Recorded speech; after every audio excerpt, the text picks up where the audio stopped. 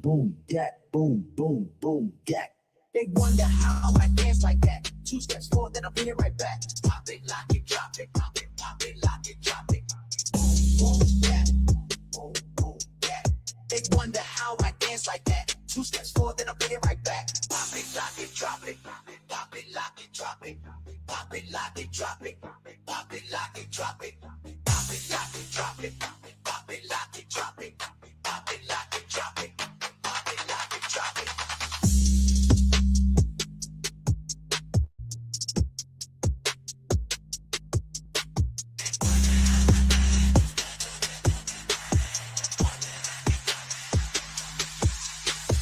Boom, boom, that, boom, boom, boom, that. They wonder how I dance like that. 2 steps forward, then I'll be right back. Pop it, lock it, drop it, pop it, lock it, drop it. Boom, boom, that, boom, boom, that.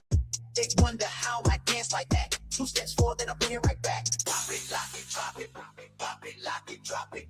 Pop it, lock it, drop it, pop it, lock it, drop it. Pop it, lock it, drop it, pop it, lock it, drop it. Pop it, lock it, drop it, pop it, lock it, drop it.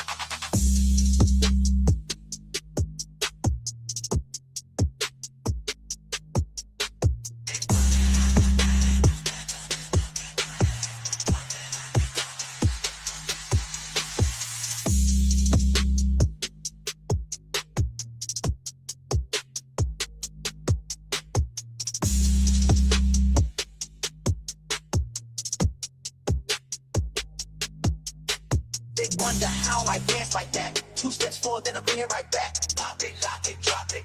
Pop it, lock it, drop it. Boom, boom, that. That.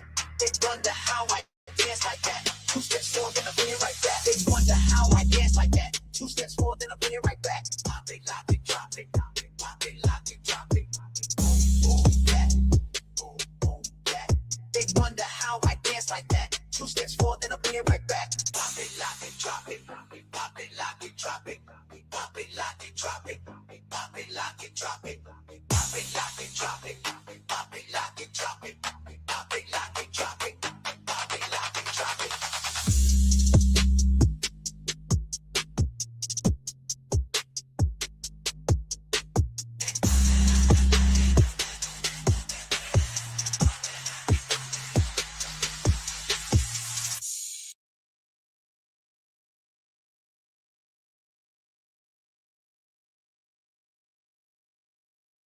Let's start with a little bit of, I guess, basics background. Tell me a little bit about what your organization does and the role you guys play in helping find missing kids. Sure. So the National Center for Missing and Exploited Children is, the leading nonprofit in helping children and families during times of, where children go missing or when. So something I thought was important, we should listen to the first news clip. I'm really going to go over Brian Etten. I want to go back and listen to Brian Etten 4 years ago.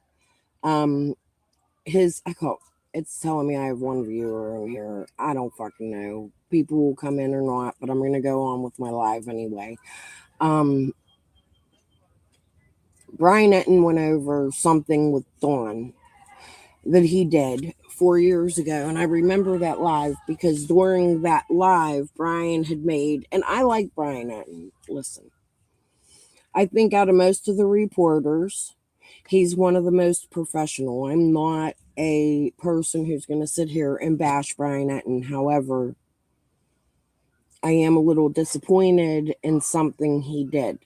I feel like he should have shown the whole interview with Dawn 4 years ago because he didn't do that. He showed bits of it. And within that interview, he didn't show everything Dawn said. And I think Dawn said some things that are a little suspicious. And I think he showed things that made Dawn look good and bad. So I think it's worth commentating on it and going and seeing what Brian put out 4 years ago. But before we do that, I think it's important that we listen to the guy from the National Center for Missing and Exploited Children because they're the ones that really follow up with Summer's case. They help with the age progression photos. They bring a lot of technology into missing people's cases, missing children's cases, and they've been doing it for years. Since I was a kid. As far as I remember seeing, the National Center for Missing and Exploited Children. So I think that what they have to say is extremely important. So let's give this a listen first. When children are being exploited, we lead the nation's fight in providing resources for families and for law enforcement in efforts to keep children safe. And so, the reason I know that you can't talk about specific cases, but the reason I'm, reaching out to you guys today is here in our region, we've got a case that's gotten a lot of attention, Summer Wells, that's now hit its 5-year anniversary. So how does what you guys do and what investigators do change as more time passes, or does it stay the same? A lot depends on the information that's coming in from the public. It's firmly believed someone knows, what happened with this child, and they may have the slightest bit of information, the slightest detail that they themselves might not realize is that important when it actually is. We're looking to find those people. We're looking to get Summer's image in front of those people and let the community know that she is still missing today, 5 years later, unfortunately. And we're looking for any and all information as to her whereabouts and information that can lead to Summer. There's still a great deal of work to do. No one wants to reach a 5-year missing time frame for a child, but that's where we're looking for the community's help. There is a child still missing, and we need the community's help in helping getting her back home. What can folks do? So first and foremost, we keep our posters out in the community on our social media page and certainly in print versions as well. Help us share those images. If you're not directly tied to the case, even if you're a state or two away, sharing that image could help get that image of Summer in front of the right set of eyes. And that's also important. Unless you're directly tied to a missing child case, as days turn into weeks and sometimes turns into months and if not years, you may forget that a child's even missing in your area. And that's where the posters come into play to remind the community that a child's still missing. We're still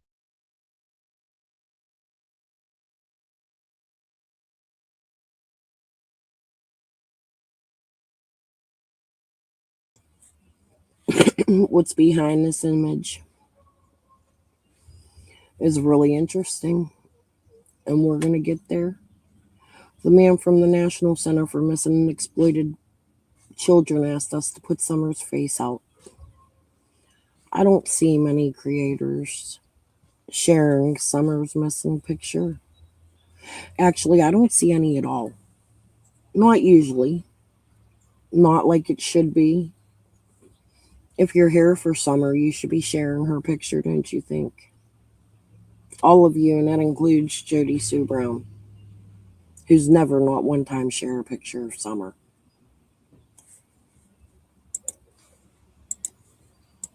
still very much looking for and any and all information that would lead to her whereabouts. Do things get harder as time passes? Things are harder from day one. Let's face it, law enforcement, they're the investigative arm in all of this. It's their missing child case. Since the start of the National Center in 1984, we've assisted law enforcement with nearly 500,000 missing child cases. And I'll be the first to tell you, not one of them is just like the other. Each individual missing child case takes a fresh perspective, a fresh look. The National Center for Missing and Exploited Children actually came from Pittsburgh. It was put out, the Penny Saver. We had a publication that used to come out in the mail, and there was a missing girl named Cherry. I've shared her case. It reminds me a lot of Summer's case. It's a rural neighborhood. Parents are a mess. She has very short hair. She was 2 years older than Summer. There was a mysterious van with a mountain on the side. I covered it several times. It's actually from Butler, where some of the We Can Bring You Hope people live, and the people who the Isaiah House 117, They opened a house up in the area where this little girl went missing about 1984. But it was almost like the milk carton kid. They started putting these publications in something called the Penny Saver. What it was it was a newspaper that came in the mail, and it would have missing children on it. And the National Center for Missing and Exploited Children started putting them out. They were flyers. And then it started getting attention all over America. It's something I've heard because I live in this city. It's something, when you follow Cherry's case, you will hear about it. They've had some movement in Cherry's case recently, and I covered it not too long ago, but I'm not sure that I covered the newest. I have to go back and look, but we need to cover that because that's from my area and it's affected me since I was a small child. So, and because it's so similar to Summer, I always look for cases that were similar to me, to Summer's, that maybe there's somebody that came back 40 years later and decided to go to another state and still another child. The similarities are crazy to me. I mean, that's just my opinion. Some have said they don't see it, but I can't miss it. Okay. Anyways, that's when they started. In working to find that child. And sometimes the answers aren't there on day one. But that doesn't mean law enforcement certainly isn't trying, because I know they are, to locate Summer and to get her back home. We're there as a support organization. We are a nonprofit organization. We provide resources to law enforcement and to the family in supporting missing child. So nonprofits get a bad name. And I'm going to tell you why I think that is. I think it's because a lot of nonprofits like Adventures with Mug and We Can Bring You Hope. There's a few in my neighborhood. They collect money. There's something nonprofits can do. A 501c3 can hire their own employees. If you think they're a nonprofit, they don't pay their employees. They do. I would advise you to do your research on it because it's a way to collect and take while you're really not giving much. And you're using that 501c3 as a way to collect money, and you do one thing once in a blue moon, and you make it seem like you're a nonprofit, but you're really fucking not. You're just somebody using the grants and the funding and the things that come in the name and the notoriety that goes with it. However, there are nonprofits out there like the American Heart Association or Make-A-Wish or the National Center for Missing and Exploited Kids. Anytime you donate to a nonprofit, I think it's extremely important that you do your research and you only donate the ones that are reputable, that have been around for years, that make headline news, that help. I mean, it's always good to start a local nonprofit, but you got to make sure you research who is starting that nonprofit, because there are so many people out there that rip nonprofits off. And that's the fucking God's honest truth. You can look it up. You can chat GPT it. You could Google it, and you will see how many nonprofits make money and open up and don't follow through with what they promise. National Center for Missing and Exploited Children, what is it, NECMEC or something? They're a good nonprofit, and I trust them. They're one I trust. They do so much and have for so many years. Cases. What kinds of resources do you guys provide? So first and foremost, I mentioned the posters. That's probably one of our more public facing ones, but we do a great deal behind the scenes. We have an entire family advocacy division. We have an entire analytical services division that has access to some wonderful donated resources to law enforcement. We have an entire cadre of retired law enforcement officers with years of missing child case experience that are ready and willing to lend any support that they know that they've learned throughout their tenure as a missing child detective. We just have such a wonderful array of donated resources. That's one of the great things about us being a nonprofit organization, is that resources get donated to us, and we in turn get to utilize them in the search for the missing children, or in turn get to utilize them to support law enforcement in the search for the missing child. If you live anywhere here in the red circled area and you have an old, struggling air conditioning or heating system, I think a lot of folks have in their head, and I don't know what the actual true statistic or information is, but a lot of folks hear about the importance of the first 24 hours, and if you don't find a missing person in the first 24 hours, then it becomes a certain level of, difficulty harder. Do you have a gauge on how often cases are solved at the 5-year mark, or if this is something that sometimes at 10 or 20? I don't know. So I think what you're referencing there, if you ever wanted to look it up, it's called the Washington State Study, and it was a study that was done, in the early 2000s, which referenced a time frame when homicide was the intended outcome, right? And that's what they're talking about there, within like the first 3 hours of when an individual, I believe it was focused on individuals, not just children, but just so you have that. It's an interesting read, that's for sure. But as time goes on, and unfortunately in Summer's case, we're just hitting the 5-year mark. That doesn't stop the hope that we have that we're going to find Summer. We as an organization, one of our foundational blocks is just that hope, that we're going to find these children after long periods of time. And we can hold on to that because we've seen it happen in the past. You can look at Amanda Berry and Gina DeJesus out of Ohio. You could look at J.C. Dugard. You can look at Kamila Mobley, Steve Carter, Carlina.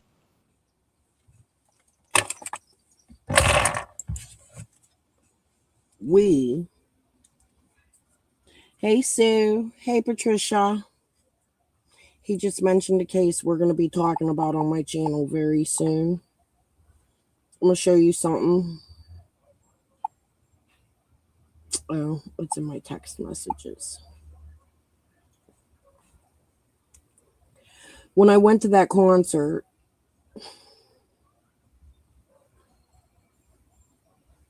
where the bust was, which I want to try to talk about that a little bit too. Not much, just a little bit. Hold on, I'm looking for something so I can show you. 216. I can't find it. Guys, I'm going to have to find this text message. I think it was on my text messages. I spoke to a man. I actually met this man when I was at that concert. I have his number upstairs if I lost. Oh, here it is. I wrote him, "Is this Tommy from the Backwoods Bash?" And he wrote me back, "Okay." That's it. I haven't reached out to him again, but he is a family member of, I believe Castro was his uncle, of the Gina DeJesus, Amanda Berry, and Michelle Knight case. He knows everybody that was involved in it, including the 3 girls. He doesn't, I believe it was his uncle, he told me Castro was, and I mean, he got deep into it with me, really talking about Michelle Knight and how she was done dirty and how her life was extremely hard prior to being kidnapped by Ariel Castro. And it's going to be an interesting conversation when I have the time to sit down and reach out to this man. But this guy from NCMEC that's talking about that case, that's true. And that's one of them cases that give you hope. Let's not say poor Summer Sue. What we need to say is that there's always hope, and we've seen it before. There is Casey Dugard. There is what's her name? The one Dawn spoke about in Utah. The one that was a religious thing that got people took her in, and like there's a lot of religious shit in these missing cases. That is something you need to look at, but you got to find something that there is to look at. You have to do the research. You can't just come out here like Cher and say, "Hey, I don't like fucking Robin. She's a bitch. She snubbed me wrong." I've had maybe one quick conversation with Robin in Awakens chat in all these years. And it was a conversation that made me feel like Robin knew something about my life. It was odd. Um, but what I'm saying is there's never a good time to lose hope. I will always keep in mind that there is a possibility Summer may be alive out there. There's no proof that she's not. White, there's so many children out there who've been found after many, many years have passed, that we have to hold on to that hope.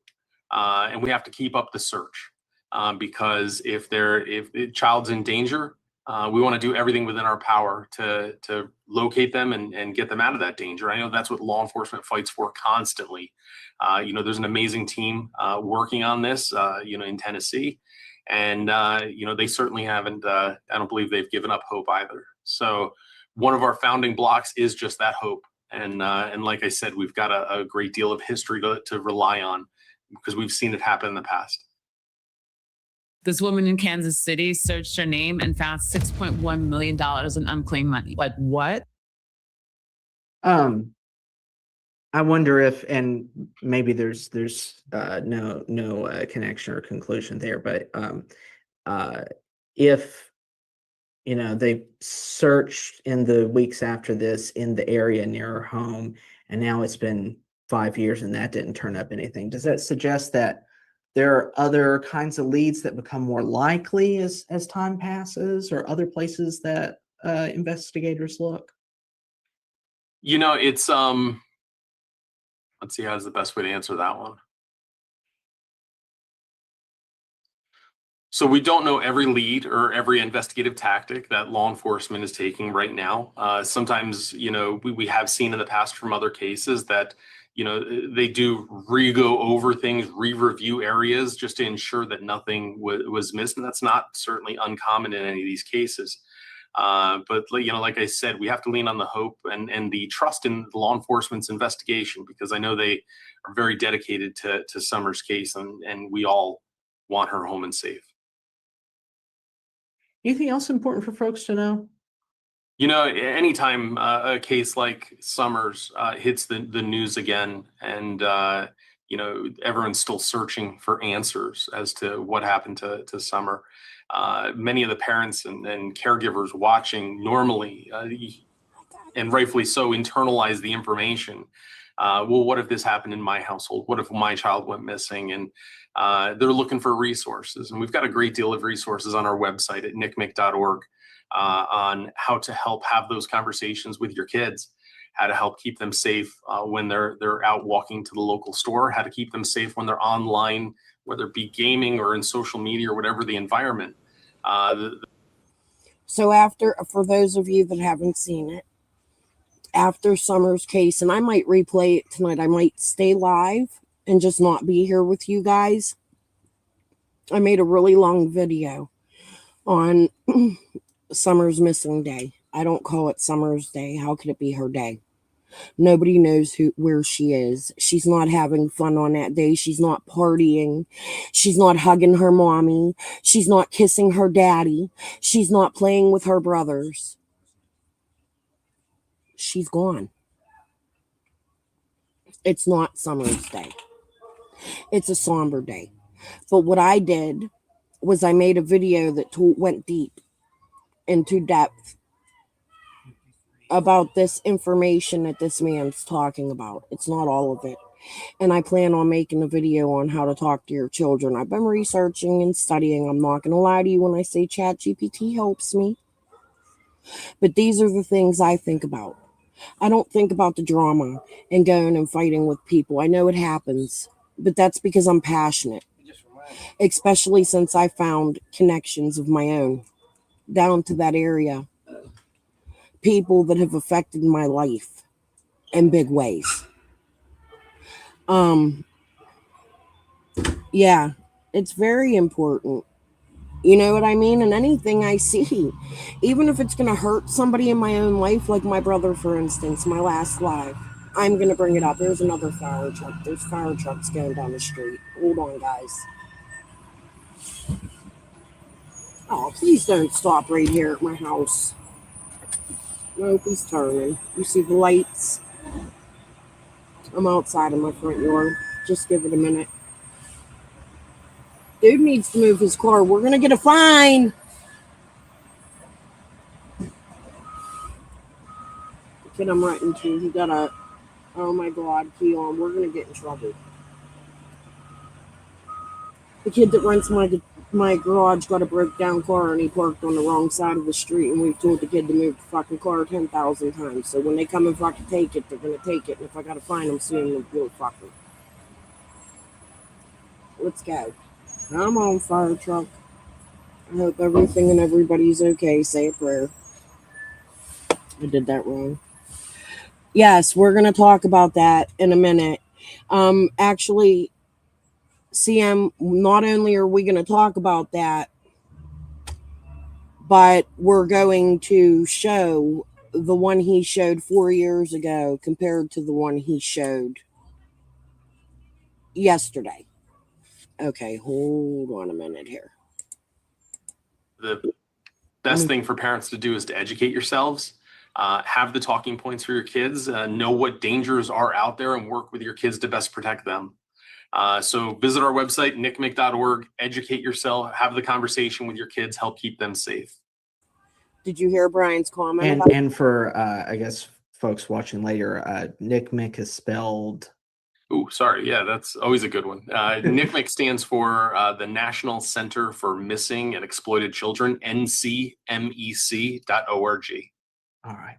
Creating custom clothing with tap stitch is simple. Start by choosing a garment.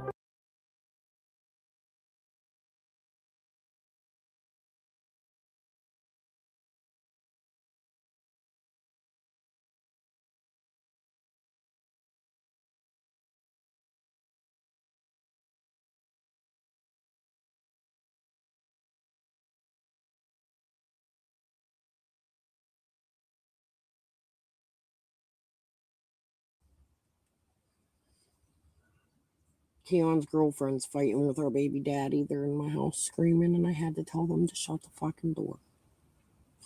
Okay, so let's move on. We're gonna go to Brian Etten now. This is a 46-minute video, and I think it's worth watching all of it. But before we get to these news clips, before we get to Brian Etten, there's a few things I want to go over because I don't want to forget. They're so important. This afternoon,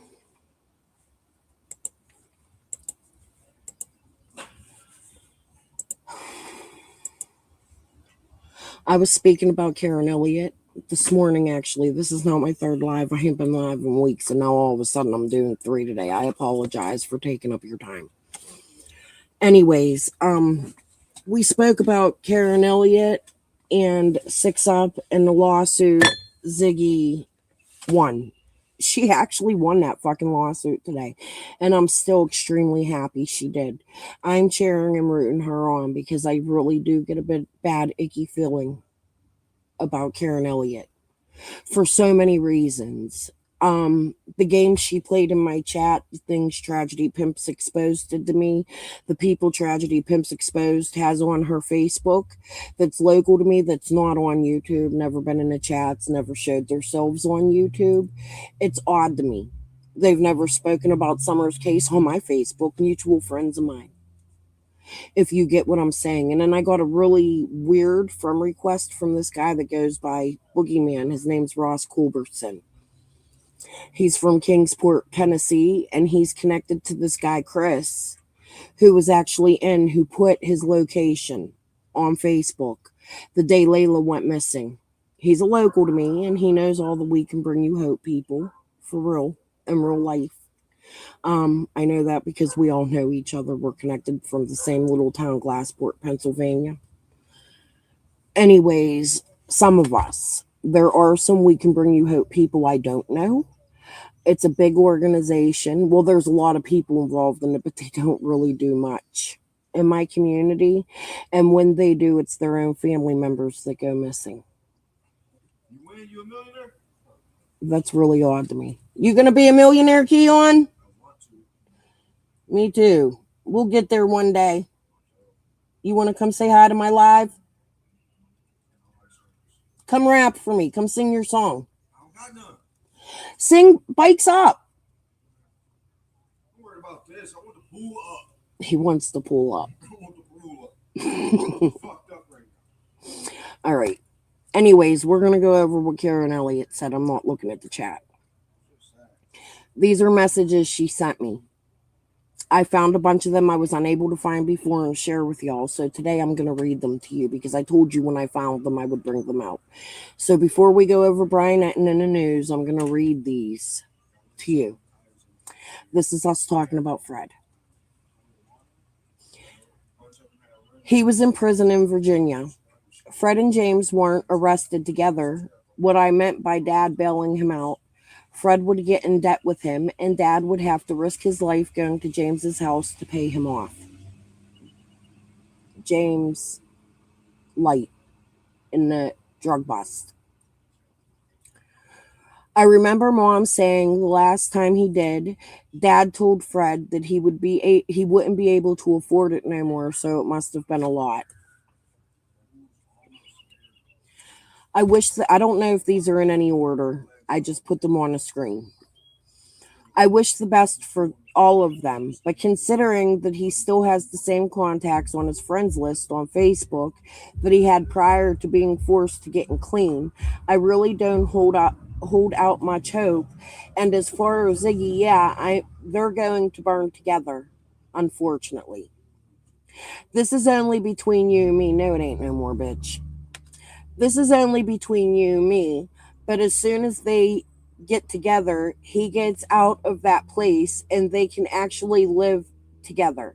Fred will get a little bit more comfortable and Ziggy will get to meet the real Fred, and it's not going to be good.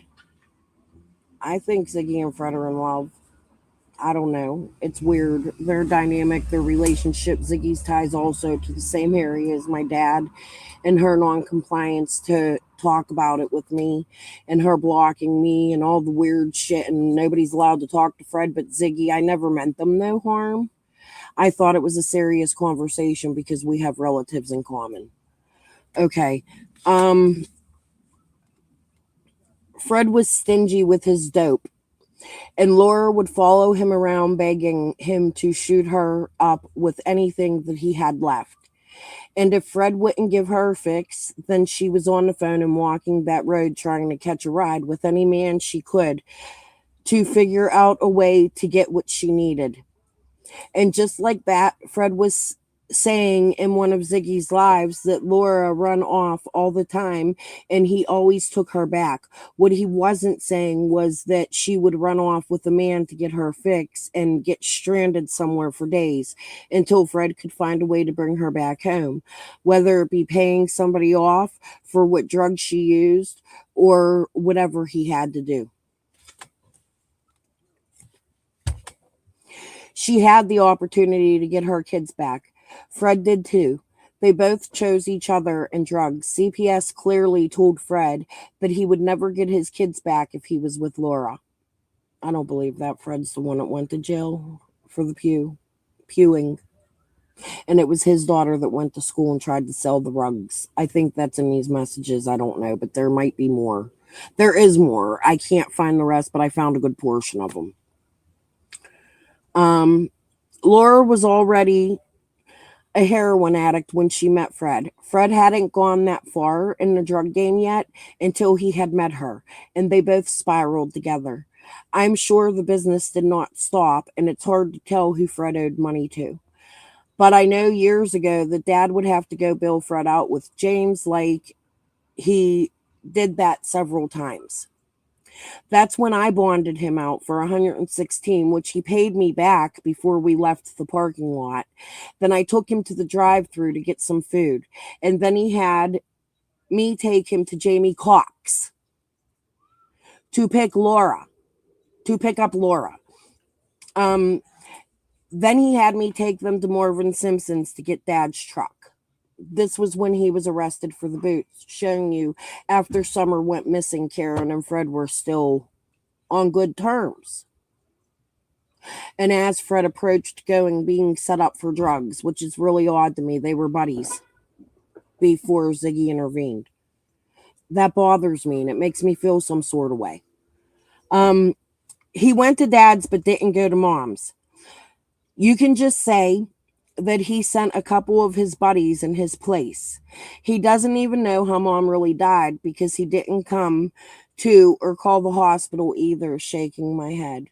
Although Karen will tell me and tell tell Ziggy that Fred and Laura possibly unalived their mother. But here you are hearing her say he didn't go to his dad's funeral, but he went to his mom's. Yeah, you can just say that he sent a couple of his buddies in his place. Chad Arnold was one of them. Karen talked about it. He doesn't even know how mom really died because he didn't come to or call the hospital either, shaking my head. I just wanted to read that twice. Well, the one thing I do know is everyone down there knows each other in some way and somehow. And if they are names, they are not talking about it because they're scared of those people for a good reason, which tells me I sure as hell don't need to talk about it because I have been set up, followed, harassed, shot at, you name it. Over Summer's case is what she's telling me. Or before, but she's not a criminal. She's been shot at. She's been set up. For what, Karen? She didn't tell me for what. Yeah, and for good reason. I'd say, see, her and Fred put a huge target on my back when they said that I found his stash and I took him for over $175,000. I told you it was a much bigger amount that she told me. And is this why Summer's missing? Let me read that again. There's $175,000 missing, according to Karen. And Fred had possession of it, and Karen stole it. Yeah, and for good reason, I'd say. See, her and Fred put a huge target on my back when they said I found his stash and I took him for over $175,000. Now, that doesn't sound like cash to me. When I found his stash,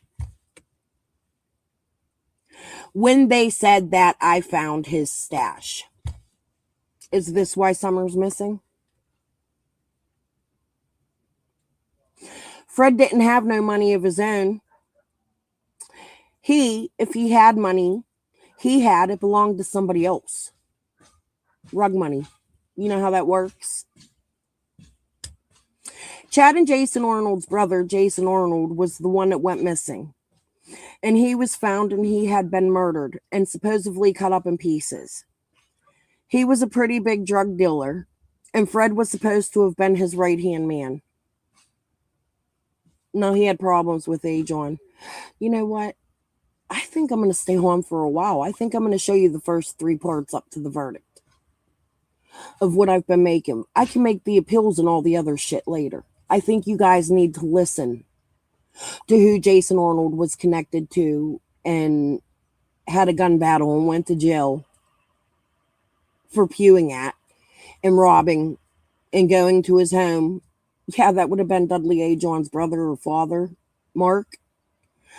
That's what my West Side hotel story is about. Okay. That's why I can't talk about Chad or Jason Arnold or anybody in that circle that they're connected with because it's too dangerous, so don't post none of that. Fuck you. This is about a missing kid. You play too many fucking games. Jamie Cox. Now, do you remember in Laura's first interview with Ziggy on her panel, one of the interviews, first or second, Laura got on there and said, actually, I think it was even in one of the first interviews they did, we stopped at Jamie's house on the way home that day from the junkyard that they never made it to, but suddenly went to, but didn't go to. I'm still lost. The fire truck's coming back. Hold on.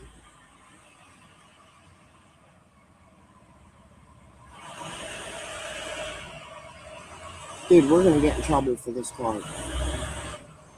This kid needs to get this shit the fuck out of here. They can hit it. I don't give a fuck. Smack the shit out of that car. It shouldn't be blocking that road. Now I'm going to have a conversation with him because I'm probably going to get a fucking fine. Okay. Jamie Cox is another one in that circle. His name is not mentioned either because it's too dangerous. When I bonded Fred out of jail, the first place he had me go and take him to was Jamie Clark's house to pick Laura up. So when Fred went to jail for the boots, Laura went to Jamie's, which was the same place they went to the day Summer went missing. In the first story Fred told. No, he lives out Board Zoomers, just off Reservoir Road. I think he's on Island Road. So right by Zoomers. I've been saying that. Where Fred said he seen Andy that day. So where was you that day, Fred? At Jamie's house? Why was you at Zoomers? You absolutely cannot put my name anywhere near those names or I'm dead. Oh well. You played too many games in my life. Fuck you. Do not post what I'm going to say next, but when Mom died, Fred didn't even come to the funeral. He sent Chad and one of his buddies up there in his place. Yes, he was questioned. I have some cracking cases stuff. Here's the preacher that married Fred and Ziggy. God damn, what the fuck is going on down the street? Every time I go live from outside, something fucking happens out there. On the same fucking road. I swear to God. Oh God, ambulance. There probably somebody had a heart attack or something. God, please pray. I don't know what's going on. When they send a fire truck and ambulance, that's usually bad. Just give me a minute. I apologize. Oh no, that's another fire truck. I'm an idiot. I can't see. Anyways, this is the preacher that married Fred and Ziggy at Kathy Gordon's house. And they took a picture with him. I think that's important and we need to find this motherfucker. Who the fuck marries a suspect while he's in jail to a YouTuber? That's what the fuck I want to know at Kathy Gordon's hand. To me, there's something fucking fishy about that. And all the Marvin Simpson shit. While Fred's accusing Marvin Simpson's family of being Andy Paul. Like, it's just so fucking much. They're from Knox Pope Road, where the fucking horse is stored, but Fred's staying there when he gets out of fucking jail. Before he goes to Ziggy while he's talking shit on him. It's much like what Laura did while Laura sat in Glenda Head's house saying they were stealing from her while she collected money. All that shit is odd to me. Now, I'm happy Ziggy won her lawsuit, but that doesn't mean that Fred Hill is innocent of Summer or Cotton or anybody, and the police have questioned him. I'm going to come back to chat now.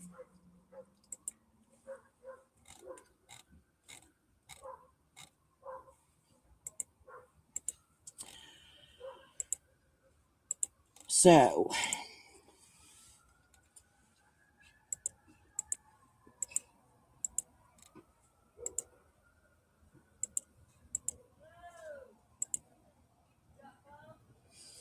a man named Boogeyman. His name's Ross Culbertson. I have pictures of it. I'll bring it out another day.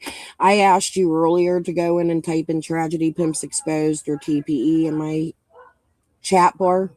You would have seen Boogeyman. He's in there. I show you the connections and how she's friends with them.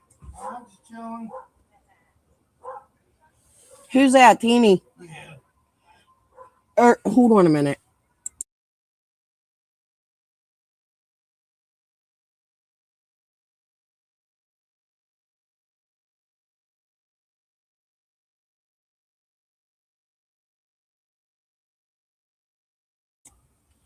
Maybe I shouldn't do this from outside. It's so fucking loud. That's my neighbor screaming over in the yard. Okay, but yeah, if you go to that live, you'll see exactly who Ross Culbertson is. It's so funny because he looks like he could be Andy Bernard's twin. He's from Kingsport. Don't fall. Oh no, Kylie, I haven't had a chance. We've been fucking with this pool all day. I've been really busy. Soon as I get a chance, I'll look. I haven't checked any of my notifications, really. I've been trying, but I'm not. Oh, I got my coffee. I hope you're back. Yeah. So these are all the things I've been telling you about, but I couldn't find the screenshots to prove it. Now I found the screenshots. I knew I saved them, but I deleted my but I think that was even before Karen Elliott. I deleted a lot of stuff when they tried to take me down and sue me, and I left YouTube for 4 months. So I got rid of a lot of things too from back then, but it was funny because I found this hidden file on my computer the other day, and it had a lot of screenshots, and I'm going to bet I have more hidden files because sometimes your computer just saves shit, right? So I'm going to go through them and search and see what else I could find. But this was a gold mine for me. I found all kinds of shit. And I think it's important that people look at them Karen Elliott messages that I'm putting out. That's what I'm going to show you today. But as you see, this is just some of it. And I have so much more stuff. Here's Jody Sue and her son sending that $800 that got sent, and then Jody Sue wanted it back. Her son had got sent to the wrong account and all kinds of other shit while Chase was moving them around and they were going to hotels. I found all kinds of shit. But all right, we're going to go to Brian Etten now. I just wanted to get that Karen Elliott shit out, and we're also going to listen to James if I have time. 6up's husband. Again, but if we don't listen to him tonight, go in my search bar again. I shared it like a dozen times. Okay. Thanks so much for checking out my show. Really, really appreciate you guys for watching, for subscribing, for supporting the channel. You guys know how it is with some of the cases that I cover, some of the cases that you guys are invested in. They just touch your heart in a special way. And for me, the Summer Wells case is one of those cases. She was 5 years old when she went missing 5 years ago. I can still remember it like it was yesterday when I went out to Tennessee a couple of months after she went missing and talked with her family and interviewed her dad, which I'm going to play that full extended interview in a couple of minutes. And now, 5 years later, she's still missing, and we still don't know where Summer is, and we still don't know exactly what happened to her. And there have been all sorts of theories. I mean, everything you can imagine that have floated around over the last 5 years. So I'm going to dig into the latest theories, where the investigation stands right now with law enforcement, and sort of revisit some of the things that Summer's dad told me back when I was in Tennessee, and analyze a bit how those things play into where we are at with the investigation today. So I'm getting into all of it in this episode of Brian Ensign Investigates. All right, guys. So Summer Wells was reported missing by her family on June 15th, 2021. She lived in Hawkins County, Tennessee, with her siblings and her parents. Just a really, really cute little girl, blonde hair, blue eyes. And according to her mom, she was planting flowers with her mom and grandmother. Her mom says that she watched Summer go back into their home to the basement downstairs to go play. But eventually, when she called out to her, she says that Summer was gone. And immediately there was an enormous search that was happening all over the area around Summer's home. Apparently, there's actually a door in the basement that leads to the outside. And it's a really kind of complicated area, hard to explain. I saw it with my own eyes when I was out there, but there's like a bunch of trees and bushes and hills, and the house is kind of up on a hill. It's mountainous. It's rough terrain. And sadly, Summer wasn't found. And immediately there were a couple of theories about what happened to Summer. The first was that she was abducted. And early on, investigators were asking for information.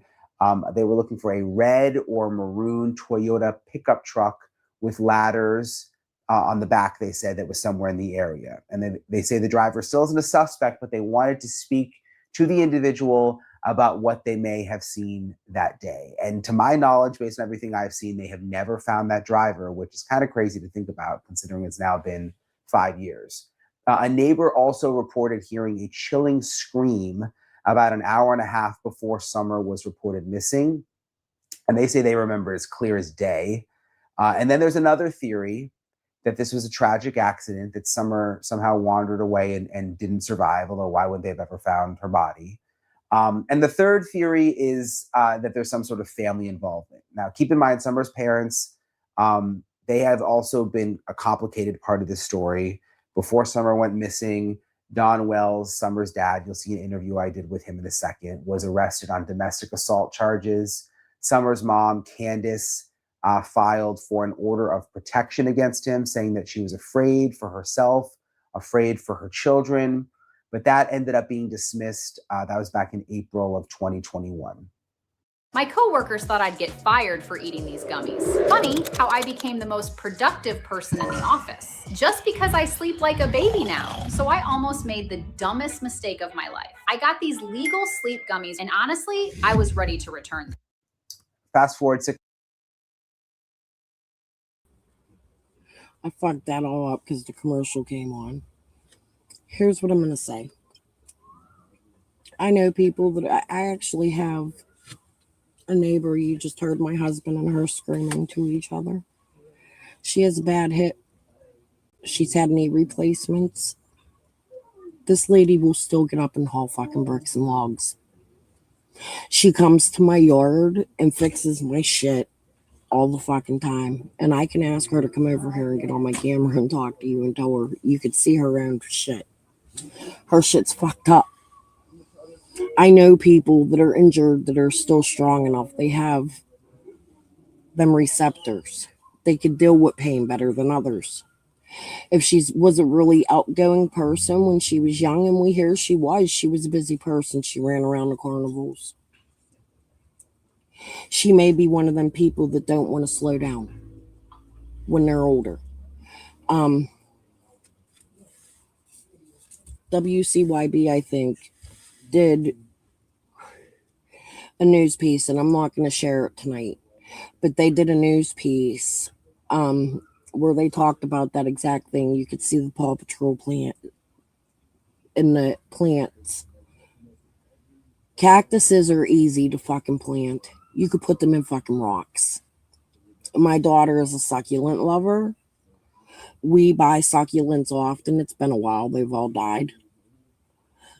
I even had a subscription one time to succulents that came to the house. They live in the fucking mill. The pot they planted them in is a pot you stand at. It's not a pot you're going to sit at or get on your knees to plant. It was a pot you stand at. It was tall enough for Grandma to be digging with one of them little shovels. I think Grandis got a little out of the area a little too fast too. That I agree with. I'm not leaving Grandis out of the picture here. I'm just saying I don't see the harm in her planting a cactus. And it's always drove me crazy that people made such a big deal out of that. I know many old people that do that exact thing. Even people that live in the city and put them in their fucking windows. Like, cactuses is probably the easiest fucking plant you can plant. And not to mention, you hear Hunter and Candace at different times talk about the flower. That's how we know they were at the horse pond that day. Little details like that stick out to me. Hunter made a deal about Grandis getting mad about the flowers that they were going to pick or touch or do something down at the horse pond. And when Candace went to the horse pond with Chris McDonough, she also mentioned them same flowers that were sitting down there by the horse pond. Grandis takes the kids to the rock things. They've been to one in Wisconsin. They've been to one in, Pigeon Forge or something they went to. Grandma has many pictures of her fishing, even with her bum knee, just as early as going to Wisconsin when Dawn went to Utah. Candace and Grandis spent like a month, a whole summer while Allie lived at her house in Wisconsin. And it would have been the time Jose was there. People aren't looking at that shit. But whatever. Let's finish Brian Etten. I think Grandis planted the fucking cactus. That's just my opinion. 6 months later, this now after Summer was reported missing, Don was then arrested for DUI. He pleaded guilty. That was February 2022. Spent some time in jail. He has since now been released from jail. Also, about a month after Summer's disappearance, the Department of Children's Services removed the 3 children from their home, and the reasons were unknown. Like, a lot of that stuff is confidential. Last year, the Wells said DCS dropped the case against them. They posted 2 documents online. I can't confirm the documents myself because there's like laws that protect cases involving minors. So I'm going to tell you, in my opinion, why I think the kids were removed, and I've showed it. I've put clips together that Ansley had and that the Sheriff Lawson and people have said the kids were removed because Dawn went out and got drunk. He was on YouTube making a fool out of himself, and they were shown inappropriate behavior on YouTube. That's why the children got removed. They were not loving their children. They were fucked up on YouTube doing interviews and weird shit. My opinion. You don't have to agree with me. And it's unclear if the boys are now back home with their parents. We're not really sure. But Don and Candace have always maintained that they had absolutely nothing to do with Summer's disappearance. They say they believe that she was. That was a point.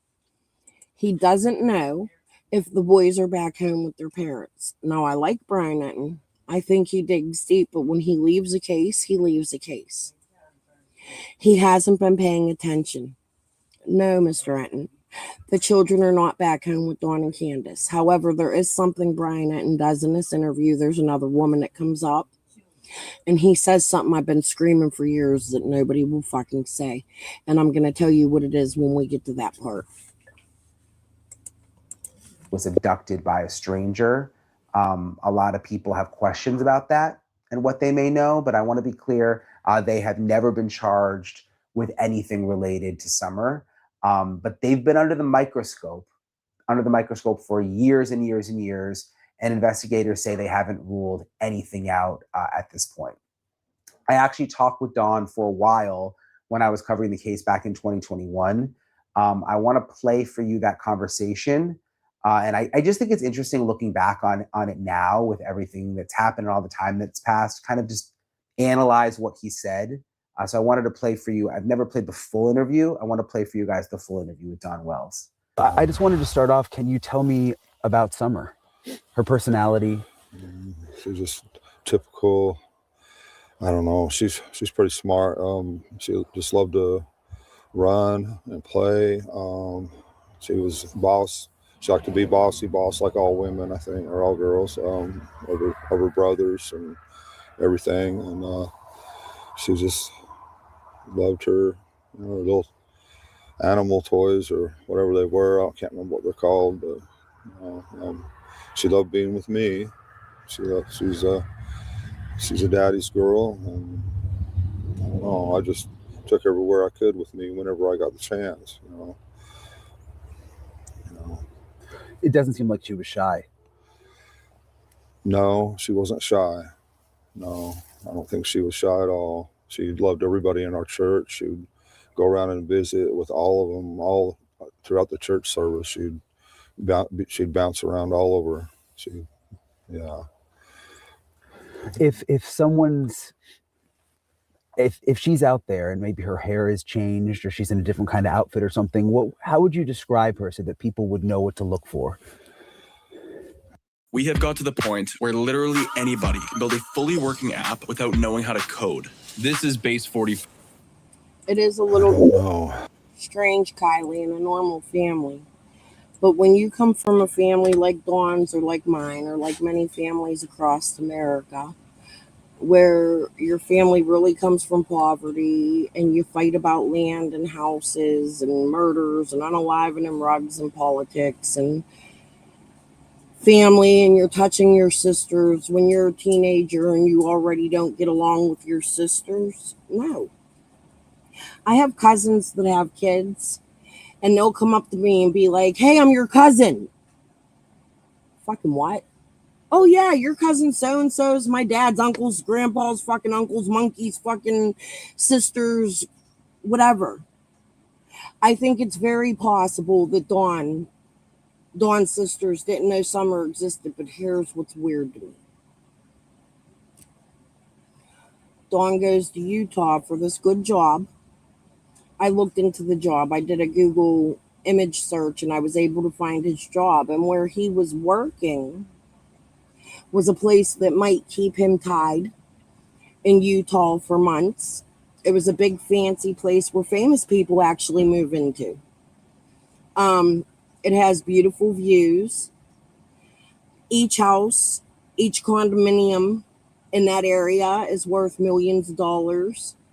I'm trying to remember who the famous Kurt Russell, or I can't remember who it was. Somebody old has a house right where Dawn was building. And that's a very well paid job, especially for a drywaller or finisher or whatever it is he did. And a job like that might keep Dawn tied. I'm sorry about my lighting, guys. I'm in this town. I'm trying. But that might keep Dawn tied in Utah. But the thing that's funny to me is that he was going to parties with his sisters. Him and Candace had a big fight about that. They talked about it on Voices. The sisters claimed they didn't even know Josie was there, and Josie wasn't allowed to come out of the trailer that was next to Dawn's house. How does Dawn get there? Why is Dawn there without contacting his family? Hey, me and my kid's gonna come. Can we stay there? Like, there's just a lot of shit that's weird to me. And listen, I've talked to Jeannie and I like Jeannie. I like Jeannie a lot and I get a different vibe from her than I do Mary. And the vibe I got from her was she was not happy Mary was out here doing what Mary was out here doing. She also told me about a credit card that went missing from the dad's wallet while Dawn was there. And then there was a credit card, that same credit card had a charge on it to charity to Chase's son. Chase's son spoke about it. I showed it to you. Again, go in my search bar and look it up. These are the things I've been showing you for years. Now, I'm not saying I'm right. They're just things other creators aren't willing to look at. And they're things that stand out to me. I don't know. Maybe I just think different than other people. Maybe it's because I come from a family of criminals, people that have been in trouble, unalivings and rugs and coke, and a dad that's fucking half whacked out of his fucking head and buys borderland that Jonathan Lee Riches ends up on. He has an ice cream shop in fucking Mexico. I've lived an extraordinary life, not a good one. I've been a millionaire as a child. Within 2 years, I was poor as fuck. I watched my dad live lavishly my whole life while he demanded money from me, because if you don't give, you don't get. They concealed his death from me for 4 months. Ziggy was absolutely his neighbor. Also the neighbor to the man that had businesses with him. I've showed you that. I've put my fucking receipts out, and this shit is weird as fuck to me. I'm not saying it doesn't sound fucking nuts as fuck. It absolutely does, but here's what I'm going to say. It's a small-ass fucking world. What I can't figure out is how Julie Bulford or Jerry, whatever the fuck her name is, that my brother unalived her husband, I showed you earlier and showed the name. They have ties up here. And I'm just saying, I think that's her. I'm not gonna say 100% positive because I could be sued, but the fucking woman looks just like her. And I sat next to her, and the games this fucking bitch played with me and my Facebook and everywhere, and getting on my fucking panel, and she's down there collecting money with Chase and Jamie fucking Wilson, and you can see them all walking together in a visual. I've covered all that. For some reason, my internet wouldn't work this morning while I was trying to show it again. Please go in my search bar and look at it. Visuals. Put that in. You're gonna fucking find it. I fucking promise you. Now, I'm not saying all of this connects together. I'm just saying if there's something out there that's a possibility that I see in another state that looks like some kind of trafficking, and I think somebody that I know could be involved, I'm going to fucking say it, and I don't give a fuck. Call me a snitch if you want. In my life, growing up as a kid, you don't hurt fucking kids. And if there's a possibility anybody I know hurt a kid, I'm hurting the fuck out of you. You're going to fucking prison. I can clearly see those ties down there, and I clearly know who some of them We Can Bring You Hope people are. I clearly grew up with the fucking director babysitting her fucking grandkids. Knowing her daughter. Her daughter came over to Pittsburgh where I moved now, fucking still in my seat at bingo and shit. We're fighting. Kim Ketter. She got a fucking missing fucking family member right now, Jay Ketter. I've been sharing him. That's the We Can Bring You Hope people. Some of their the big ghosts, they've been commenting on my shit. I've been sharing. I have pictures. Where did I put them? I'll have to share them another day. Pictures of them wearing his shirt. They really want their family member found. And these people up here are also related to the man that's missing that was playing in We Can Bring You Hope. And on the flyer I show you, it says there's been important information given. The detective literally told me he found the We Can Bring You Hope connection. He asked me not to say much more than that. I haven't talked to him in a long time, and I don't plan to. He told me he would come on my panel when the case is solved and Jay is found. So look forward to Michael Flint, the fucking guy, the missing person guy with the same name as the guy in Washington, D.C. It's not the same guy. I'm not crazy. He's in the missing persons division here in Pittsburgh, and I've spoken to him into depth about Summer's case and about the We Can Bring You Hope motherfuckers. If you think there ain't a fucking person I ain't turned something I know into, you're fucking wrong. I've left messages and emails and phone calls all the way to fucking Harrisburg, Pennsylvania. Call me crazy if you want. I'm not leaving any stone unturned. That doesn't mean I'll solve Summer's case. But I know shady characters down there in Summer's fucking area playing shady ass fucking games in Summer's case. Especially with the fucking reward money. That's all I'm going to say. I mean, I really don't know. I haven't really thought about that. Only thing I can think is just really watch the videos that hopefully you're going to put on there and just pay close attention to how she is and what she looks like. And just hope and pray she comes home or she's safe. Maybe someone can pick up on the mannerisms in the video or something. Right, you know? that's what I'm hoping. Today is 5 months. Wow. Today is the 5-month. I didn't know that. Yeah, June 15th. What has it been like? Well, it's been horrific. We went to YouTube right away to try to get help, and that turned into a living nightmare. We have the psychics coming out here. They were saying they're this close to knowing where she's at, you know, and we need more money to stay. And it's just been a constant fight and battle. Of course, the stories generated on YouTube and stuff, you know, some people believe that stuff, and they come out here. We've had guys come out here with guns and all kind of stuff. Had law enforcement out here many times, over and over.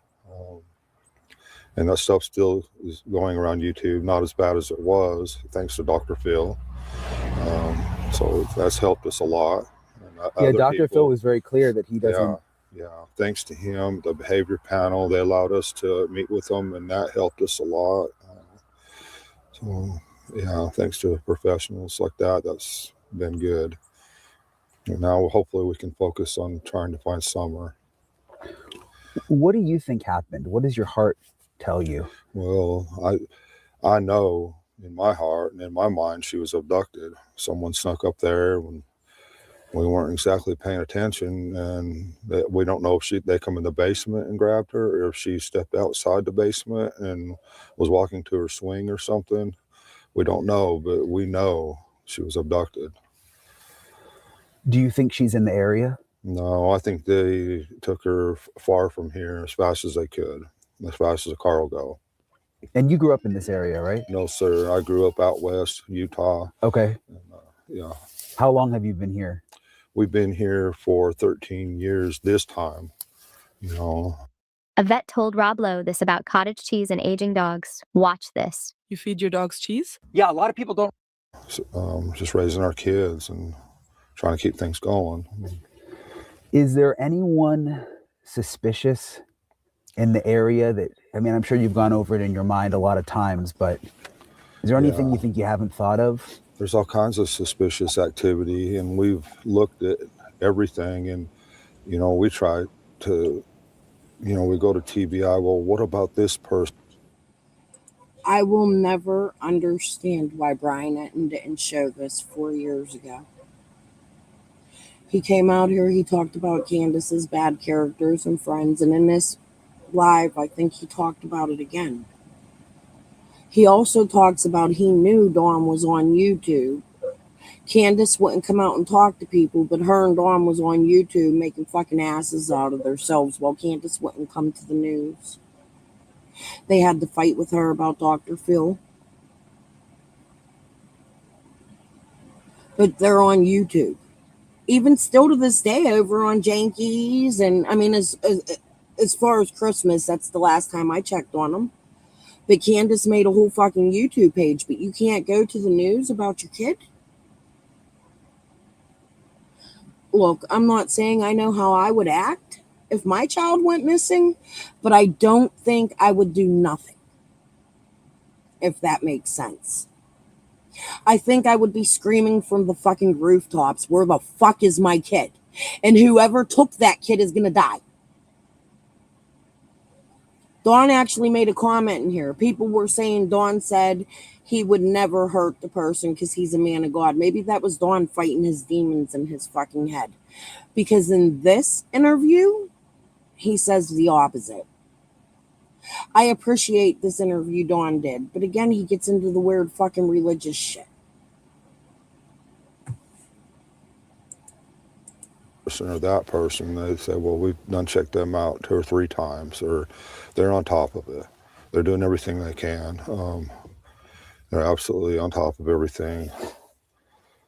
Is there anyone that had like a strange interest in Summer that was part of your life, or that you think, gosh, kind of makes me feel weird? Well, we think of all kinds of people, and we try to check them out, and we go to TBI with that kind of stuff, and we don't know exactly what they're doing at this point in time, but anybody that we've ever thought of or been thinking of, they've already checked them all out.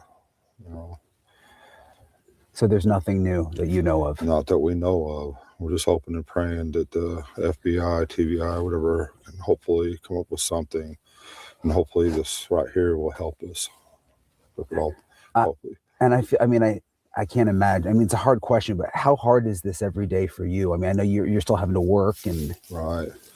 Well, at first, for the first 2 or 3 months, you don't get no sleep. You just lay in bed and your mind just reels back and forth and different things, and you lose hope, and then you gain some hope, and you just go back and forth. And, you sometimes you think the most horrible things, and other times you think, well, maybe this person maybe is treating her good, or you don't know what to think. So I mean, of course you're going to turn to God and beg God in every way, and that's all we can do is pray that God will, that He's watching over her or whatever. So it must have been hard for him to allow his son to do what his son did. It must have been really difficult because, it had to have been the same pain or more for him to deal with this. Yeah, I don't think other people can understand the pain probably unless you've been in a situation like you have, Well, I think they can. To a point, yeah. But when it's, when it's someone directly affecting you, yeah, I mean, you're going to have a knot in your stomach for a long time. How's Candace doing? Well, at first there, when she done that first deal with the behavior panel, no. She's really struggled with it a lot. She's been through a lot of pain. That was her baby too. She loved her with all her heart. So this has been really hard. And then what kills me is Dawn's been to the news so many fucking times, and he says it's the YouTubers' fault. It's the YouTubers' fault. The YouTubers have backstabbed Candace. Candace invited these people into her home. Krama Mama's been there. Skilo's been there. Ziggy's been there. Chris McDonough's been there. Squall pretty much lived there. I'm a bet still does. She's like a handler. In my opinion, much like Tim Mullen, I'm a bet they knew each other prior. Something rubs me wrong about Tim. Brian Etten makes a comment about that later on in this after he shows the interview he didn't show 4 years ago. You see more from Dawn in the whole interview. See, these newscasters, they go on about social media and this, that, and the other while they cut shit to their liking or what their police department wants them to put out. That's why I don't believe the media.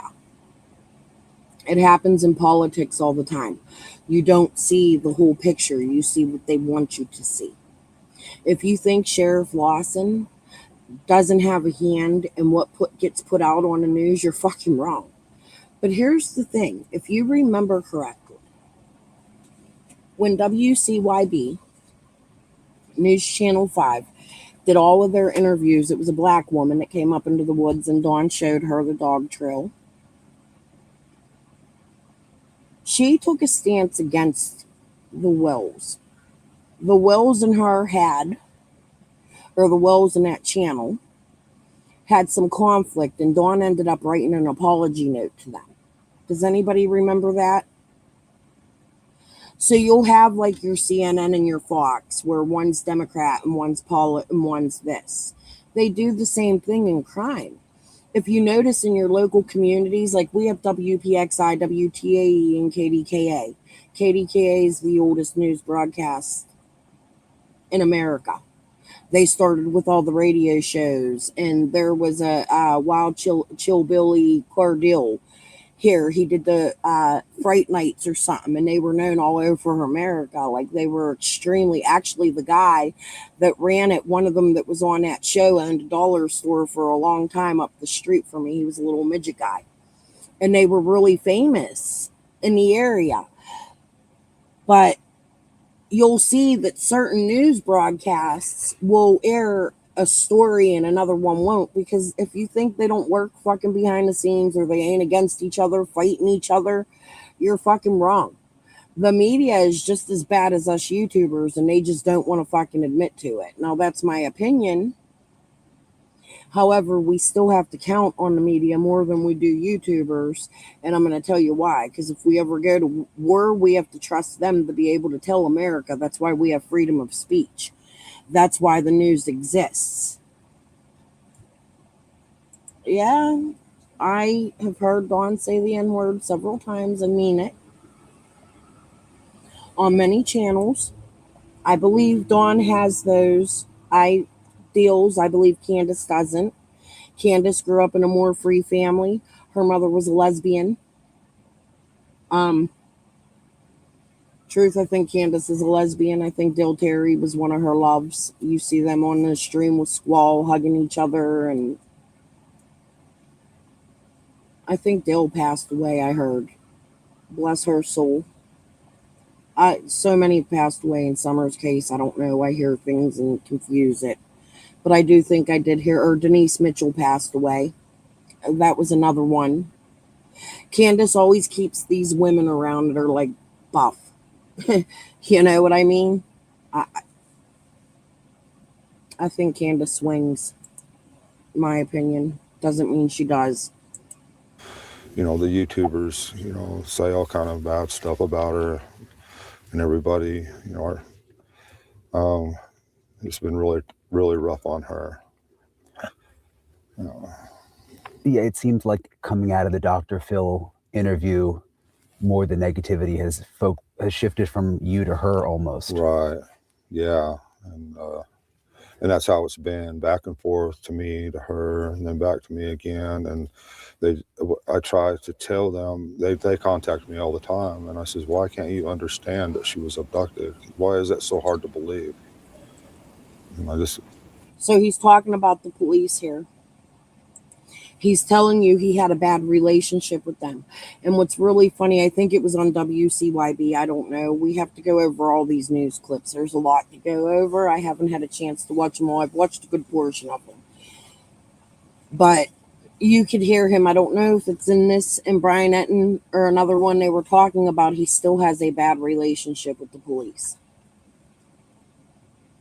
That's concerning to me, especially when he doesn't take NCMEC's help or, the people that run the Amber Alert. There's the John Walsh Act of 1983 or something. I've shared it. I've done content on it. I've showed you guys what that act is. We've talked about it in the last 6 months or so.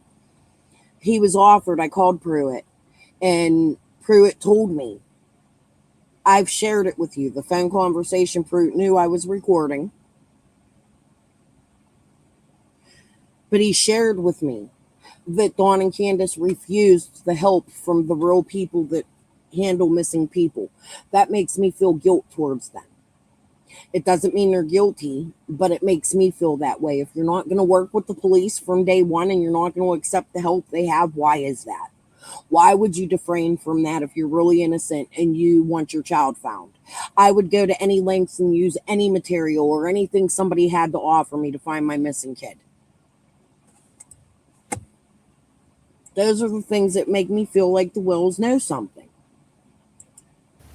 And we just keep going back and forth. The YouTubers, I should have changed my phone number a long time ago, but I don't I don't know why, I'm in contact with a lot of them.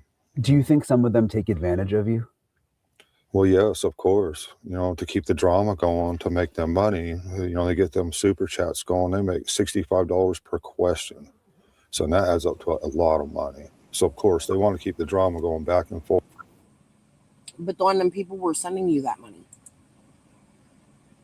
Cher was literally taking in donations for you. Benny was literally taking in donations for you. They rebuilt your whole fucking house. You were getting wood. I had conversations that I've also showed on YouTube. Like the many times I have to say I've showed it all. Pamela Sanchez, who said she seen Jody Sue's 40-year-old son in the fucking woods, showed a picture of a 40-year-old man.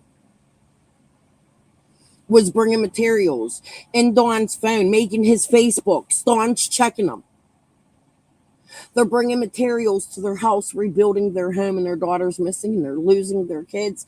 It was an attempt of locals. I don't know if Pam Sanchez is bad. I don't know if she meant it. I know she fucked around with Jody Sue, which is odd to me. But this money you're talking to Brian Etten about was money you actually also collected. There was a fight between you guys and Jody Sue about a gift card. Do you remember that during the marathon? Rose Meyer came to Tennessee and took in a GoFundMe for you and your family. So you're not free from collecting any debt under the name of your child. All of that fucking money, in my opinion, should have been donated to the people that are really fucking searching for your kid.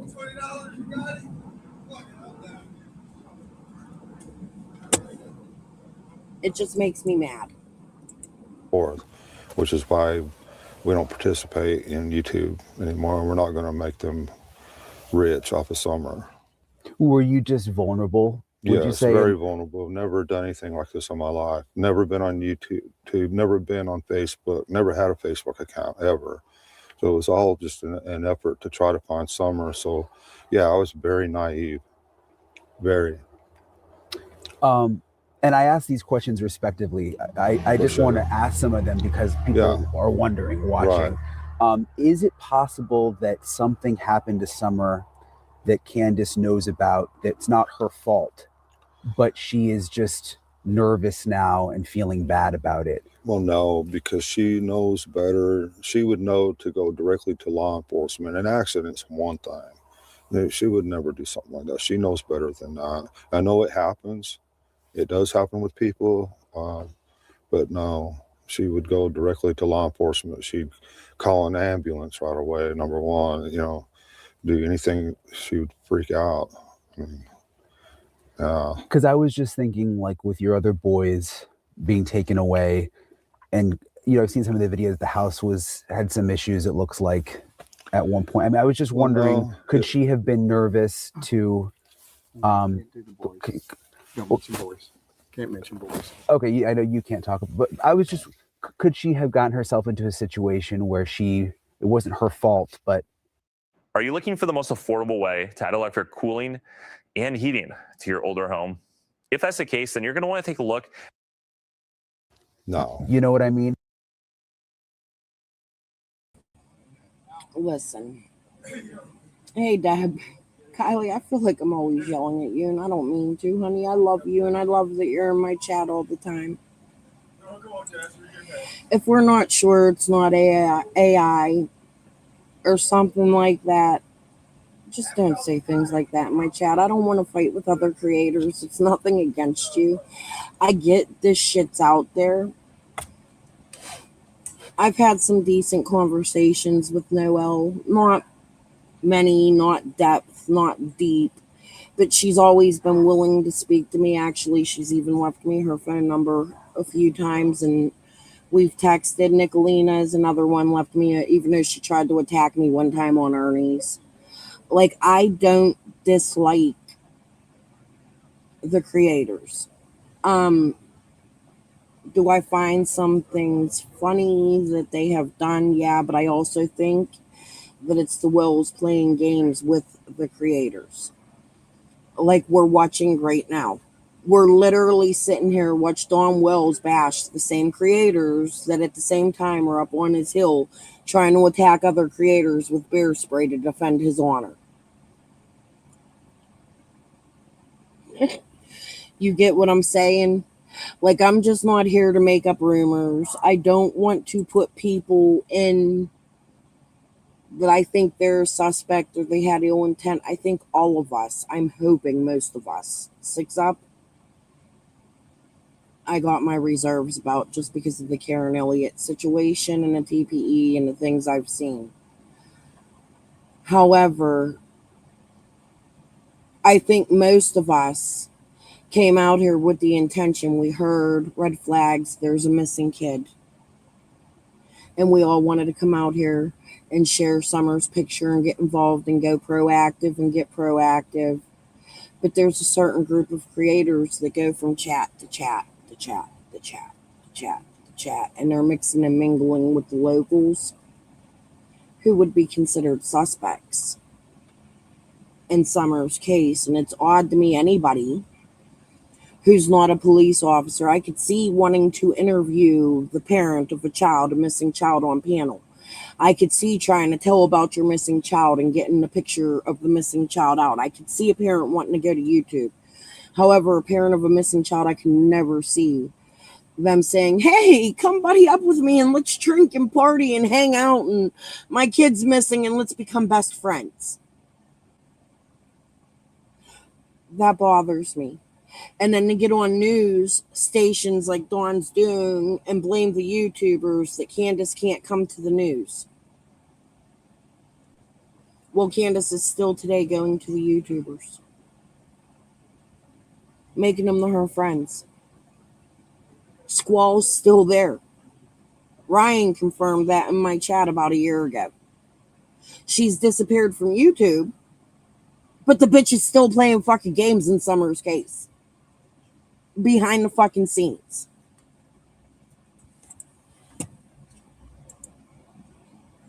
It's not normal. I would never want to be Candace's and Dawn's best friend until I knew for sure they were completely innocent of their child's unaliving. I would never attempt to be friends, buddies. I might want to interview them and talk to them about their kid, see if they love their kids, but I would never make best friends and want them around my family, my friends. I would never want to be under the same fucking roof as somebody who can murder or unalive or make disappear their own child. And the police, as far as I know, are still calling them suspects. Now, do I think they directly had something to do with their kid? But I think they had bad lives. I think they did bad things in life that ultimately ended up to Summer going gone. That's my opinion. No, no, no. She's a good mother. She loves her children. She's not going to allow any situation like that. The biggest mistake she might have made is maybe choosing some wrong friends, which is, it happens. But other than that, no way. Do you think any of those wrong friends could have something to do with it? We don't know. We don't even know who our neighbors are. Until I started driving around and asking people and stuff like that, I found out we have some really good neighbors, and I found out we got some scary neighbors. I just never got to know them, and I think everybody should take the time to get to know their neighbors. That's bullshit. Don knows every one of his fucking neighbors. He bought weed from Andy. He went down Fred's. He gave Fred free trucks. The Sherfies are related to him through Step. Marlena accuses Blue Roof Dawn's kids of being up on the hill and having sex with Candace. He knew Marlena, which proves he knew the Crawfords. Dawn literally told me Ricky Crawford was up on his hill cutting trees and that he knew all of them. These, again, are things that make me think Dawn knows what happened to Summer, because why do you lie? If my child was missing, I would confess all my sins. I wouldn't come out here like I'm a good churchgoer. No, I've drug trafficked. I've sold drugs. I'm not the fucking best human. I've been to fucking prison. Help me find my kid. That could be a reason why my kid's gone. This right here is fucking bullshit, and I'm going to call him out on his lies, and I don't care if it's attacking a missing kid's dad. You fucking damn well knew Fred Hill. You damn well knew Andy Bernard. You damn well knew Sherfy. You damn well knew Blue Roof Dawn. You damn well knew Bill Benton. Vicky Dykes, Jeremy Pell, Stephanie Dykes, Jody Sue Brown, Crystal Spencer, David Britt. I'm sick of the bullshit. Dawn. That's bullshit. And it's not going to find your daughter if you want her found. Neighbors. And I've never done that before. And that's very important, I think. And you said you think she's far away now, probably, because this area's been so extensively searched. Well, yeah, because if someone's gonna commit a crime like that, they're not gonna stick around. They're gonna get as far away from the crime as possible. So yeah, she's definitely far from here, I'd say. And again, some of these questions I asked with respect, it's just because I've read about the case and the timeline.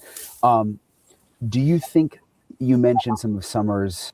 Speaking of friends, there's something I have to correct. I made a mistake a couple weeks back, and I found my mistake, and I'm going to have to go find it again and show it to you guys. I had said Allison was arrested the day Summer disappeared. That's not true. I remembered wrong. I wasn't misinformed. She was arrested the night Jose and Dawn was arrested. The night Dawn was arrested. She was in Harrison County, or whatever it is in Knoxville. I found the paperwork. I just have to, it might be in those screenshots I just had up. I'm not going to show it tonight, but I want to make sure I make the correction if I make a mistake. She was not arrested the night Summer went missing. However, she was arrested in another county on the day Jose and Dawn Wells got into a fight and Dawn got arrested. At the same time Dawn was getting arrested, Allison Harris, the 10 fucking names she goes by, McQueen, what the fuck is the other name she went by? She was arrested in Knoxville the night Jose and Dawn got into a fight, which makes me think that that's not why Jose and Dawn were fighting and everybody made it up. I feel like Allie got busted, had to throw something out a window. I have so many things that go through my mind. I try to think like the criminal.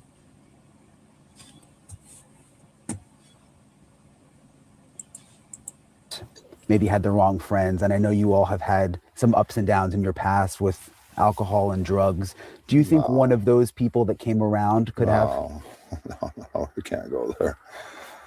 I'm just trying to think, is there someone in your past that you think maybe? I mean, that's where I'm going with it. Well, yeah, I mean, I've been through several employees, I mean, that have ended up being on drugs that I've hired for that reason. We don't know. I mean, that last guy, they checked him out really good. So I'm assuming he had nothing to do with it. I don't. That's a really good comment. And let me tell you why. Why is the first thing you go to abduction? Why is Dawn, day one, I'm sure she was abducted. I know she was abducted. Why won't they go look for her? Even today, at the 5-year anniversary, he knows Summer was abducted. He's sure. She's not in them woods. They won't find her. The police still ain't working with him. They won't listen to him. Something that worries me is Karen Renfro told me Lawson made moonshine with them and was involved in crooked shit in Beach Creek back in the day. I have that too. That's a nose. I just scrolled through and read Karen through. Karen Elliott, the other Karen. When I tell you I have receipts, I fucking promise you I have the receipts of the things these fucking people have said to me. And I've talked to a lot of people in Summer's case. I think even before they knew who I was. Dumb fucks. No, but that's my hope, is that he didn't have nothing to do with it. I mean, I'm hoping we find out someday, but I'm afraid. I mean, we want to know. But When you say you're afraid, well, is it just the not knowing whatever happened? Is that what you mean you're afraid of? To start a podcast with Riverside, all you need is a concept and a way to record it. I mean, I'm afraid to get to know, because I'm afraid that I will try to. I mean, who's somebody going to hurt a 5-year-old kid? And they don't even have to be my kid. I'm sure if you've seen somebody hurt a 5-year-old kid right in front of you, you're going to act. You're going to react. You're not going to think. You're going to react. That's what I'm afraid of. I understand, yeah. If you knew who it was, you're afraid Right. of what that might Right. cause you to do, because that's your own And daughter. I'm not that kind of a person at all. I'm a nice guy. But if I see somebody hurting a little kid, and I'm sure you're the same way, you just react. You wouldn't even think. Yeah. Yeah. Is there anything else you want people to know? I mean, like like you mentioned, there's so many rumors. There's so much stuff on YouTube. 99%. Just coming out of Dr. Phil. Larson, Ronnie Larson, our sheriff, said 99% of everything on YouTube is false. So just go with that most all of it is false and negative, and just trying to keep the drama going so that they can make money back and forth. They've made fake accounts of me. They make fake accounts of other people and say things that, and just to keep the drama going, just to keep fights going and this and that, so they could make money. That's what it's about for them. So Here's what it is for me. I used to follow politics closely, like who was getting elected and shit in my area, and then all the Trump and the Biden, and everybody divided, and people hate each other, and I've lost really close friends to it, people I care about deeply that I've never fought with before over anything, fighting with politics, deleting and all that other shit. However, I would not have kept Lawson in office. Brandon Lawson was not only involved in the shit with his daughter, but he got out of an unaliving before. There was a man that fell off a boat. Jody Sue claims Andy Bernard was there.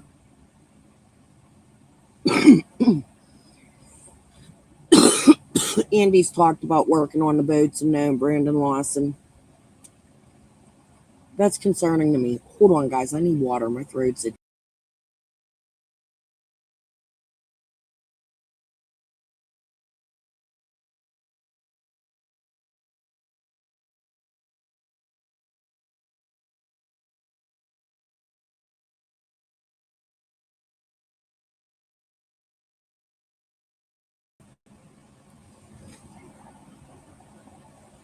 So Jody's talked about Andy working on the boats. Andy's been in my chat and has admitted to knowing Brandon Lawson. He was really good friends with the guy that was arrested with Brandon Lawson or questioned in this man's unaliving. I think it was on the Holston River, I'm not sure. But there was a boat accident and somebody was unalived and Brandon Lawson was involved and he got out of that, in my opinion. And then Ronnie Lawson had the fucking audacity. These are things I look at when I look at politics. To hide the fact that his son touched his granddaughter, his step-granddaughter, and her friend, and that it went on for years. Not only in their home, but at the church that Brandon Lawson's wife, the mother of said child, ran. The Bjorn Baptist, or whatever it's called, that is Brandon Lawson's wife's father, who is the preacher at that church. They allowed Brandon Lawson to stay in the church even after he was charged and work with children. I got a video that proves it.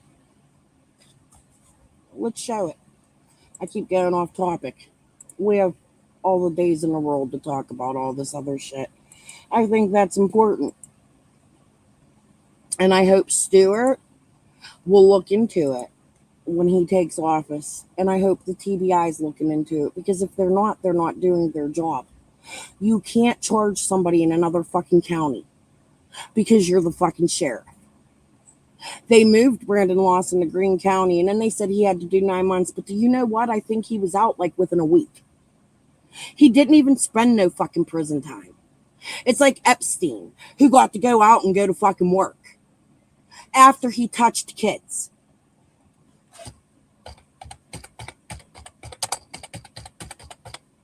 That's not a sheriff I would have confidence in.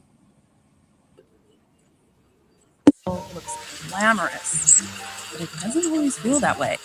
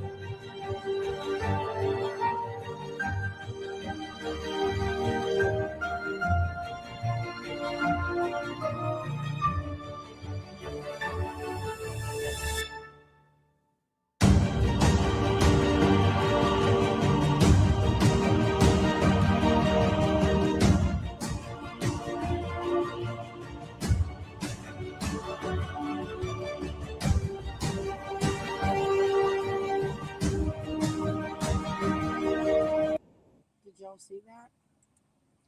Timmy Ethron. Lamplight, sign language evangelist with Robin Dance and Julie Buford, collecting fucking the money on Awaken's fucking panel all the fucking time, sitting right in Ronnie Lawson's fucking church. I find shit funny.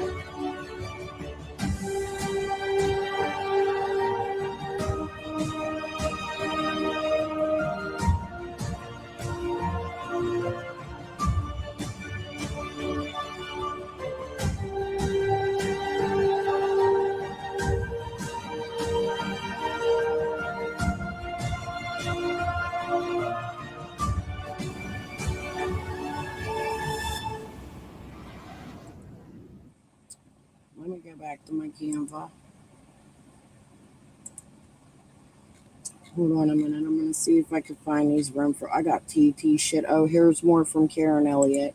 I forget what she was telling me about Mac Bowers, but that's a Kathy Gordon relative that was involved.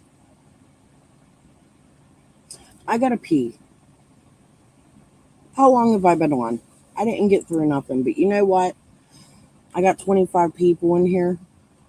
I hope you all will sit and stay for the next hour and a half. I'm going to play that, what I made the other day. I put a lot of work into it. I'm not finished with it, but I'm going to make a second book because that's really what this is.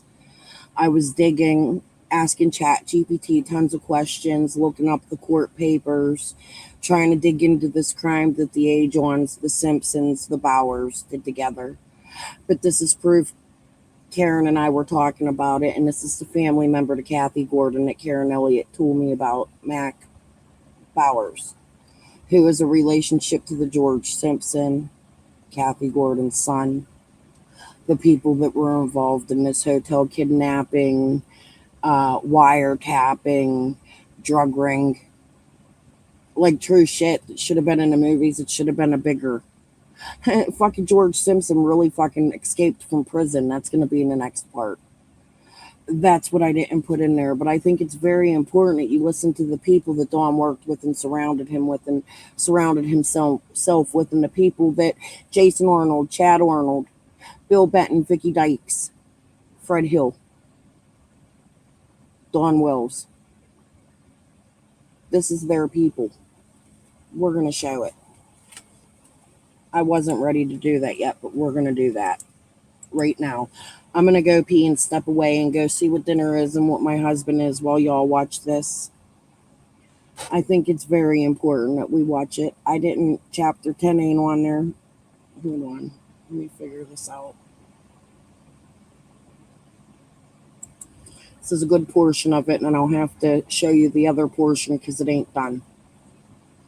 You've already seen part 1 if you've stuck around.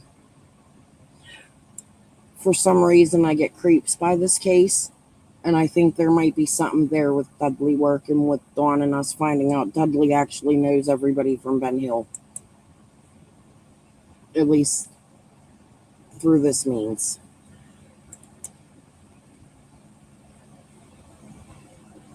Well, let's see if it'll play. I'm still having Canva problems. You know what? I have another way of sharing it. Give me 1 minute.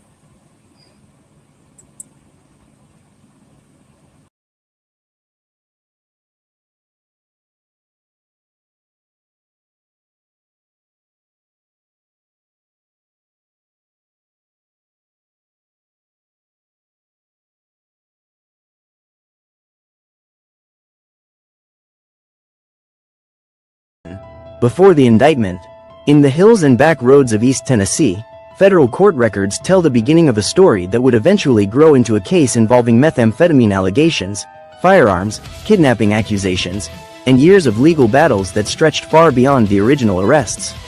But before courtrooms, appeals, and thick stacks of paperwork with government seals on them, there were names, men investigators would later place together inside a conspiracy they believed had been operating in the shadows. According to federal indictments and later testimony, the government alleged that a network involving Alan Mark Agin, George Simpson, and John Vance Bowers had formed around methamphetamine activity in the region. To understand what prosecutors later tried to prove in court, you almost have to picture the setting first. Quiet roads, mountain communities where people knew each other, information traveled fast, and rumors often moved faster than facts. The court records don't read like a movie script. They read cold and clinical. But buried inside those filings are fragments of something much larger, a story investigators believed they had uncovered piece by piece. And like many federal investigations, this one did not begin with flashing lights and dramatic arrests. It started quietly, with separate events that investigators later claimed were connected in ways nobody could fully see at the time. According to later court filings, one of the earliest moments investigators pointed back to involved Alan Mark Agin and an encounter with law enforcement that prosecutors would eventually argue helped unravel a much bigger picture. Court records describe an arrest in Kingsport, Tennessee, where events that may have looked isolated on the surface later became part of something federal investigators believed stretched further than one person or one night. The government would later present evidence and testimony they argued connected phone records, personal relationships, witness accounts, and drug activity into a broader criminal conspiracy. But what makes the beginning of this story interesting is that none of the people involved likely understood yet just how serious things would become. At this stage, there were no federal indictments, no courtroom battles, no years-long legal fight over convictions and appeals. Instead, investigators were still gathering information, piecing together names, movements, and connections in ways that would only become clear years later when documents surfaced in open court. Looking backward through the case files now, it almost reads like dominoes slowly beginning to fall. Federal prosecutors later alleged that the relationships between the men mattered just as much as the accusations themselves. In conspiracy cases, the government often tries to show not only what happened, but how people allegedly worked together, communicated, or supported criminal activity. Court filings suggest investigators believed Agin, Simpson, and Bowers were not random individuals crossing paths accidentally. Instead, prosecutors argued there were links through methamphetamine activity and overlapping events that eventually led to larger criminal allegations. But one thing worth understanding, and this matters if you're telling the story honestly, is that indictments are accusations, not proof by themselves. Throughout the trial process, lawyers argued over evidence, challenged testimony, questioned witnesses, and fought over what jurors should believe. Some witnesses cooperated with authorities, others faced questions about credibility, and like many drug conspiracy cases, much of what jurors heard came from people already caught up in criminal activity themselves. That reality would become important later because the defense repeatedly challenged whether certain witnesses could actually be trusted. As investigators built their case, the allegations became much bigger than drugs alone. Court documents eventually describe accusations involving firearms and kidnapping-related conduct, charges serious enough to dramatically raise stakes for everyone involved. Suddenly, this was no longer simply a narcotics investigation. Prosecutors were painting a picture of violence, intimidation, and dangerous criminal behavior surrounding methamphetamine distribution in East Tennessee. But the records also show something else. The legal fight over these allegations became incredibly complicated. Years later, appeals courts and federal judges would revisit parts of the case, even overturning one firearm-related conviction tied to legal changes involving the interpretation of federal law. That matters because when people hear federal conviction, they often assume every charge remained untouched forever. In reality, this case kept evolving long after the headlines disappeared, forcing courts to reconsider whether some convictions still legally stood. The courtroom itself became its own battlefield. Testimony mattered, credibility mattered, every witness statement became something attorneys picked apart in front of jurors. Federal prosecutors argued they had assembled enough evidence to prove the men were involved in serious crimes, while defense attorneys pushed back against parts of the government's narrative. Court records show repeated legal arguments over evidence, constitutional protections, sentencing issues, and later appeals. And one thing becomes clear very quickly while reading through hundreds of pages. This case was never simple. It wasn't one event or one accusation. It became layers stacked on top of layers, drug allegations mixed with violent accusations, witness testimony mixed with legal technicalities, and years of appeals that kept reopening questions many people thought had already been settled. For people unfamiliar with how federal conspiracy cases work, this story can feel overwhelming fast. Federal prosecutors don't always need to prove every person physically committed every alleged act. Instead, conspiracy law often allows prosecutors to argue that people connected to an alleged criminal agreement can be held responsible for broader conduct tied to that conspiracy. That legal idea became incredibly important here because the government's theory wasn't centered around isolated actions. Prosecutors argued there was coordination and connection between defendants. Defense attorneys, however, challenged whether those connections were strong enough, truthful enough, or legally proven enough to justify the most serious allegations. That tug of war, between what prosecutors alleged and what defense lawyers challenged, runs through nearly every page of the case. Meanwhile, behind every docket entry and motion sat real human lives changing in real time. Arrests turned into federal charges. Federal charges turned into prison exposure measured not in months, but years and decades. Families were affected, reputations shifted, communities talked, rumors spread, and long before YouTube true crime channels or online court records became common, cases like this often lived through whispered conversations in local towns. People wondered who was involved, who cooperated, who told investigators what. Even now, years later, reading the documents feels less like flipping through legal paperwork and more like uncovering pieces of a long-buried puzzle where every answer raises new questions. And then came the indictments. By the time federal prosecutors formally charged defendants, the government had already spent significant time building its case. Grand juries heard evidence, charges were organized into counts. Prosecutors accused defendants of participating in criminal conduct serious enough to bring the weight of federal law crashing down. Firearms allegations dramatically increased potential penalties. Kidnapping accusations raised the emotional stakes even higher. Suddenly, this wasn't a quiet investigation anymore. It became a major federal prosecution with life-changing consequences for everyone named in the paperwork. But if Chapter 1 teaches anything, it's this. Stories told in court are rarely as simple as good guy versus bad guy. Court records tell us what prosecutors alleged, what witnesses testified to, what defense attorneys challenged, and what judges later ruled. They do not always answer every question. Sometimes they create new ones. What exactly happened behind closed doors? Which witnesses told the truth? Which memories changed over time? Why did legal battles continue years later? Those are the questions that begin to surface when you start digging through the record. And for Alan Mark Agin, George Simpson, and John Vance Bowers, the paperwork suggests this was only the beginning of a story that would grow far more complicated than anyone involved may have imagined. Because before appeals, before overturned counts, before federal judges revisited legal mistakes, there was simply a growing investigation and a group of men whose names would become permanently tied together in federal court. The deeper you read, the more it becomes clear, this case wasn't built in one day. It unfolded slowly, through accusations, arrests, witness statements, and years of legal arguments that stretched long after the original verdicts were handed down. And if the court record is to be believed, the story was only beginning.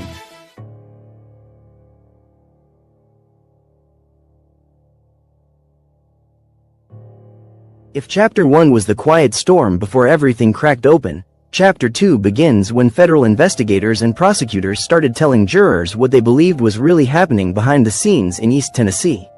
By the time this case reached federal court, the government was no longer presenting scattered events or disconnected arrests. Prosecutors argued that what looked random from the outside was, in their telling, part of a much larger criminal picture involving methamphetamine, firearms, intimidation, and overlapping relationships between men they believed were operating together. Court records suggest investigators believed Alan Mark Agin, George Simpson, and John Vance Bowers were connected through a web of activity far more serious than isolated drug allegations. But right from the start, the courtroom became a place of competing stories. Prosecutors laid out one version of events, one that painted a picture of criminal coordination and violence, while defense attorneys immediately began pushing back, questioning whether the government was building a case from facts or from assumptions stitched together through questionable witnesses and people trying to help themselves. According to the government's theory of the case, methamphetamine sat at the center of nearly everything. Prosecutors alleged that the defendants were tied to the manufacture, possession, and distribution of methamphetamine, a drug that had already begun devastating communities across Appalachia long before national headlines fully caught up to what was happening in small mountain towns. Federal prosecutors argued this was not casual drug use or isolated sales. Instead, they described something larger: relationships, transactions, shared involvement, and actions they believed showed an organized criminal agreement. The government's challenge, however, was proving to jurors that these men were knowingly working together rather than simply moving through the same social circles or knowing the same people. That distinction became huge in court because conspiracy cases often live or die on whether jurors believe prosecutors proved coordination rather than coincidence. But what truly changed the emotional temperature of the case were the allegations that stretched far beyond drugs. Court filings show prosecutors presented allegations involving firearms and kidnapping-related conduct, accusations serious enough to transform the case into something far more frightening in the eyes of jurors. Prosecutors argued that violence and intimidation were intertwined with the alleged criminal activity, suggesting that fear itself became part of how things operated. This is where the courtroom story reportedly shifted from drug case to something prosecutors described as darker and more dangerous. Witnesses testified, stories emerged, events were described in detail, but this also became the point where defense attorneys fought hardest, challenging not only facts but credibility itself. Because many of the people providing information were not choir kids or perfect witnesses. Some had criminal histories, some faced pressure, some had reasons critics might argue made their stories worth questioning, and defense attorneys repeatedly pushed jurors to think about motive, who stood to benefit from cooperating, and why. The government's case relied heavily on connecting dots. Prosecutors reportedly presented overlapping testimony and evidence they argued showed relationships between Agin, Simpson, and Bowers mattered. Phone calls, locations, witness statements, and alleged criminal conduct were not introduced as isolated moments but as puzzle pieces prosecutors said fit together into one larger picture. To federal prosecutors, this was evidence of a conspiracy. To defense lawyers, however, it often looked like guilt by association. Simply knowing someone, they argued, did not automatically make somebody responsible for everything another person allegedly did. That argument became critical because conspiracy law can be complicated and, frankly, confusing to regular people sitting on a jury. Prosecutors tried to simplify it. If people knowingly worked together in criminal activity, responsibility spread wider. Defense attorneys tried to complicate it, prove who actually did what, when, and whether every defendant truly knew the bigger picture. And then came one of the most serious parts of the government's allegations. Conduct prosecutors argued crossed the line from criminal enterprise into outright fear and coercion. Court records indicate the kidnapping-related allegations became a major focal point, carrying emotional weight far beyond drug accusations alone. Federal prosecutors described events in a way designed to convince jurors this was not just about methamphetamine but about control, force, and dangerous behavior surrounding the alleged conspiracy. Defense attorneys, however, reportedly attacked those claims hard. They questioned witness reliability, challenged timelines, and argued the government was overstating events to make defendants look more sinister than facts actually proved. Inside the courtroom, this became less about emotion and more about evidence. What could actually be verified, what came from testimony, and what jurors believed beyond a reasonable doubt. Meanwhile, firearms allegations dramatically raised the stakes. In federal court, guns and drug allegations together can change sentencing in enormous ways. Prosecutors argued weapons were connected to criminal conduct, making already serious allegations far more dangerous under federal law. But years later, legal arguments surrounding firearm convictions would become incredibly important because changes in how courts interpreted certain legal standards caused at least one conviction to be revisited and overturned. That matters because hindsight changes perspective. At the time of trial, jurors heard the case one way. Years later, appellate courts and judges looked back through a different legal lens and reconsidered whether every charge still legally fit. The defense strategy throughout much of the case reportedly focused on dismantling credibility and separating defendants from the broader narrative prosecutors presented. Lawyers challenged whether witnesses could truly be trusted. They questioned motivations, memory, inconsistencies, and deals witnesses may have hoped for. In many federal conspiracy cases, jurors are asked to believe testimony from people already tied to criminal activity themselves. Defense attorneys leaned into that reality, arguing prosecutors were building their story on individuals who had every reason to tell investigators what they wanted to hear. Meanwhile, prosecutors pushed back, arguing witness testimony aligned with evidence and painted a consistent picture of criminal behavior. As testimony unfolded, jurors faced a complicated decision. They were not being asked to decide whether rumors existed or whether these men knew each other. They were being asked whether the government had proven serious federal crimes beyond reasonable doubt. Every witness mattered, every inconsistency mattered, every explanation mattered. Prosecutors framed the defendants as connected participants in dangerous criminal activity. Defense attorneys argued prosecutors were asking jurors to leap over gaps in proof. And somewhere between those competing narratives sat a jury tasked with deciding which version of reality they believed. Outside the courtroom, however, something else was happening. The case itself was already beginning to take on a life larger than the courtroom walls. Federal charges of this scale do not remain quiet for long, especially in smaller communities. Names spread, stories spread faster, people formed opinions before verdicts arrived. Some believed prosecutors had uncovered something major. Others questioned whether the government had overreached. And in communities where everybody seems to know somebody connected to somebody else, cases like this rarely stay confined to legal filings. They become local legends, whispered stories, and debates that continue long after sentences are handed down. By the end of this phase of the trial, one thing had become impossible to ignore. The stakes were enormous. Prosecutors had presented a picture of methamphetamine, firearms, and violence tied together through overlapping defendants. Defense attorneys had fought to unravel that picture piece by piece. But whether jurors saw a tightly connected conspiracy or a collection of allegations tied together too loosely, that decision would shape everything that came next. And for Alan Mark Agin, George Simpson, and John Vance Bowers, the courtroom battle was only beginning. Because once verdicts arrived, the legal war would stretch far beyond trial into appeals, resentencing fights, and years of arguments over what the government had truly proven, and what it had not.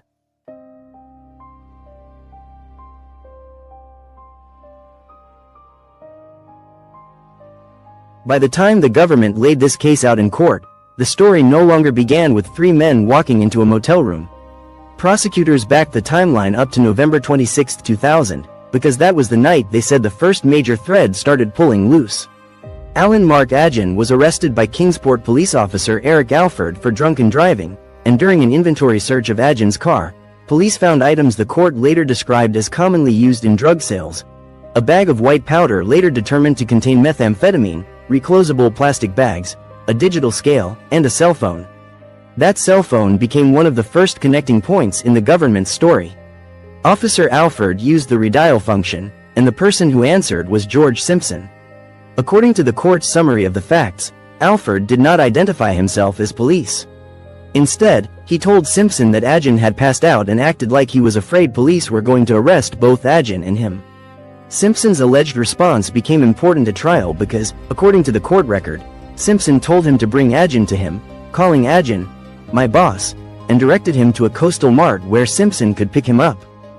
That phone call mattered because prosecutors used it like an early snapshot of the relationships between the men. To the government, this was not just a random contact in a phone. This was Simpson responding to a call about Agin, agreeing to meet, and using language prosecutors could argue showed a working relationship. Officer Alford then reported the contact to Officer Mike Hickman, and Hickman went to the coastal mart to meet Simpson. Around 10 p.m., Hickman saw two men enter the store dressed in camouflage. According to the court record, they were also wearing bullet-resistant vests and carrying two-way radios and binoculars. One man identified himself as Simpson, and the other as Vance Bowers. Both men consented to pat-down searches. Police found Simpson carrying a loaded .38 revolver. Later, officers searched Simpson's house and found several other weapons, though no drugs were found there. That detail is important because the government could point to weapons and gear, but the defense could point to the absence of drugs in Simpson's house. This is exactly how the courtroom battle started shaping up. Prosecutors saying, "Look at the pattern," and defense lawyers saying, "Look at what is actually missing."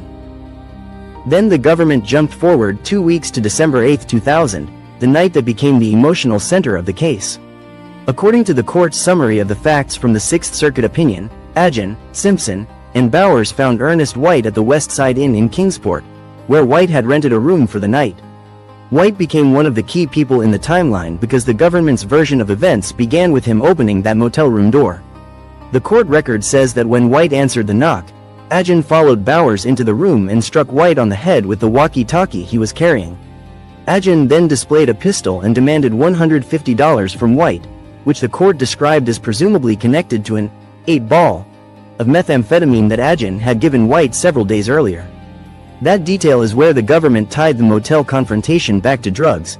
This was not presented as a random motel robbery, but as a drug debt confrontation that allegedly escalated into violence, threats, and kidnapping.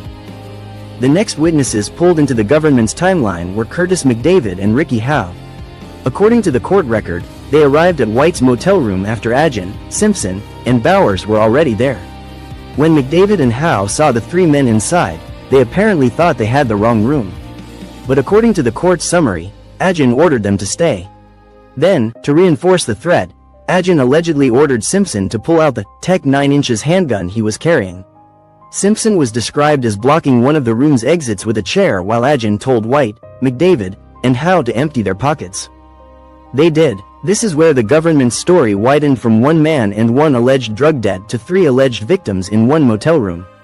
Prosecutors could argue that the presence of the gun, the blocked exit, the order to empty pockets, and the command structure showed coordination. Defense attorneys, on the other hand, had room to attack what each witness saw, what each witness remembered, and whether the government was assigning one shared criminal plan to every defendant equally. After the money was taken, the government's timeline moved to one of the most disturbing moments described in the court record, the phone call to White's mother, Loretta Wagaman. According to the court summary, Ajin forced White to call his mother and ask her for $300. When she thought her son was joking, Ajin allegedly took the phone himself and threatened that if she did not bring the money, he would shoot her son. For the government, Wagaman was not just a mother receiving a terrifying phone call. She became an outside witness who helped anchor the motel room story in real time. Her part mattered because she was not in the room with the men and not described as part of the drug world around them. She received the call, heard the threat, and called police instead of going to the meeting place. That gave prosecutors a clean, emotional, understandable point for jurors. A mother is contacted, money is demanded, a threat is made, and police become involved. Then, according to the court's timeline, the situation moved out of the motel room and into vehicles. Ajin, Simpson, and Bowers allegedly herded White, McDavid, and Howe into a white Toyota to go meet Wagaman. The court record says Ajin and Bowers rode with the 3 hostages, while Simpson followed separately in a red Cavalier and maintained contact with Ajin by walkie-talkie. That walkie-talkie detail kept coming back because it gave prosecutors a way to argue coordination between the car carrying the captives and the trailing vehicle. It also mattered for Simpson specifically because he was not described as riding inside the Toyota with the 3 victims at that point, but the government argued he remained part of the unfolding event through the trailing car and radio contact. Defense attorneys could attack that distinction because physical location mattered. Prosecutors argued participation. Defense could argue distance, lack of control, or overstated involvement. This is why jurors had to pay attention to every movement, every car, and every role assigned to each defendant. When they could not find Wagaman at the meeting place, the group stopped at a coastal mart for refreshments. This part became extremely important later, especially for Bowers, because the court record says Bowers remained in the car with the 3 captives while Ajin went inside. According to the later Bowers ruling, Ajin told Bowers to use the walkie-talkie to tell someone, presumably Simpson in the trailing car, to shoot the victims if they moved. In Bowers's later Section 2255 case, he argued his lawyer should have presented a duress defense, meaning he claimed he was not acting willingly or was under pressure. But the court rejected that argument and pointed to this stop as evidence against him. Bowers was alone with the victims at a public market and made no attempt to end the kidnapping or get help. That court reasoning matters for your story because it shows how judges later viewed the same timeline. The government saw that moment as active participation. Bowers tried to frame himself differently later, but the court said the record did not support that claim. The government's timeline then ended the night with police waiting. According to the court record, when Ajin returned, the group proceeded back to the hotel, where 6 or 7 police cars were waiting. That ending matters because it makes the timeline feel almost like a trap closing, but the court record keeps it simple. Wagaman called police, the men did not find her, the group returned, and law enforcement was there. From a storytelling standpoint, this is the moment where the government's version becomes visible to everyone outside the motel room circle. What had allegedly started as a drug debt confrontation became a police response involving 3 alleged victims, 3 defendants, weapons allegations, and a federal case that would later stretch for years. But inside court, the drama was not just what happened when police arrived. The real fight was what each witness said happened before that moment, and whether jurors believed those witnesses enough to convict. The defense attacked credibility because that was one of the only ways to break the government's chain. In a case like this, the government's timeline depended heavily on human testimony. White, McDavid, Howe, Wagaman, police officers, and the interpretation of what those witnesses saw and heard. Defense lawyers had reasons to challenge parts of that story. They could argue that people involved in meth activity had reasons to lie, protect themselves, shift blame, or exaggerate. They could argue that fear, confusion, and chaos in a motel room made memories unreliable. They could argue that the government was taking separate acts and treating them like one clean conspiracy. And they could argue that not every defendant had the same intent, the same knowledge, or the same role. That was especially important because the jury did not convict every defendant on every count. The verdicts show the jury separated some charges instead of simply accepting the government's entire case wholesale. That is one of the most important things viewers need to understand. The jury's decisions were mixed. Bowers was found guilty of the lesser meth conspiracy count, aiding and abetting kidnapping, and count 10 involving the firearm, kidnapping theory, but not guilty of several other counts, including the larger meth conspiracy count and some firearm allegations. Simpson was also not found guilty of every charge. Court records later show Simpson was found not guilty of count 1, count 5, and count 8, but he remained convicted on other counts including the lesser meth conspiracy, brandishing a firearm during and in relation to a drug trafficking offense, aiding and abetting kidnapping, and count 10 before that count 10 conviction was later vacated. Those mixed verdicts are powerful because they show jurors did not just blindly accept everything. They believed enough of the government's timeline to convict on major charges, but they also rejected parts of it. That makes the story more complicated and honestly, more interesting. The later appeals and Section 2255 rulings add another layer. Years after the trial, the courts revisited count 10 because of a legal issue under United States versus Combs. The problem was not that the judges suddenly said the entire story never happened. The problem was that count 10, as charged, mixed language from 2 different firearm offenses in a way that meant it did not properly charge a codified federal crime.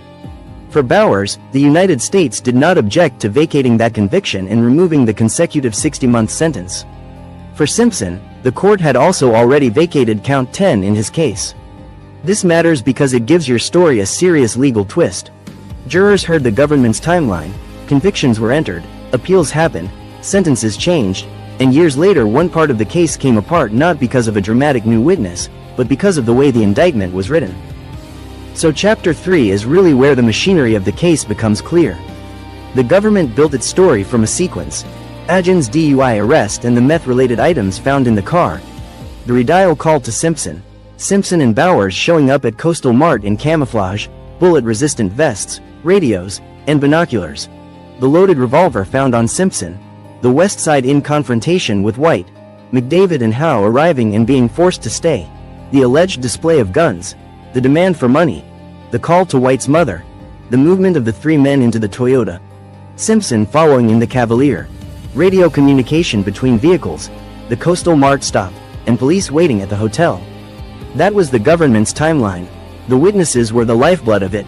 The defense tried to break it apart by attacking credibility, intent, and whether each defendant's role truly matched the charges. And the jury, in the end, gave an answer that was not simple. Guilty on some counts, not guilty on others, and years of legal fallout still to come.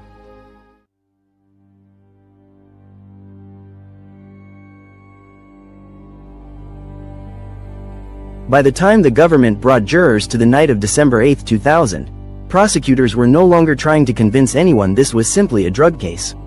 This was the chapter of the story where everything allegedly changed.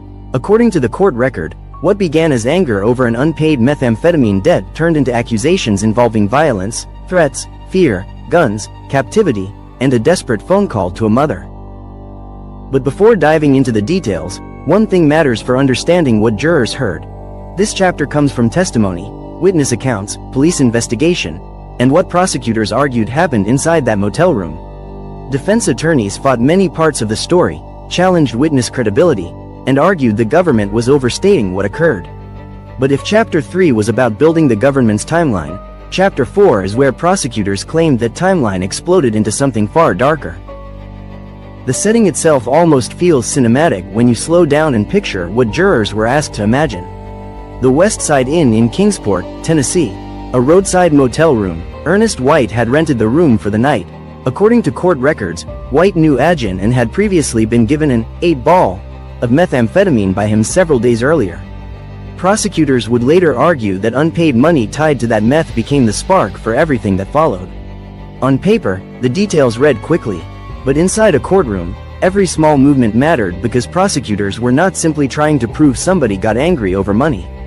They were trying to convince jurors that what happened next crossed the line into kidnapping and violence. The government's version of events painted a picture of control, intimidation, and fear unfolding inside a cramped motel room where, prosecutors argued, nobody felt free to leave.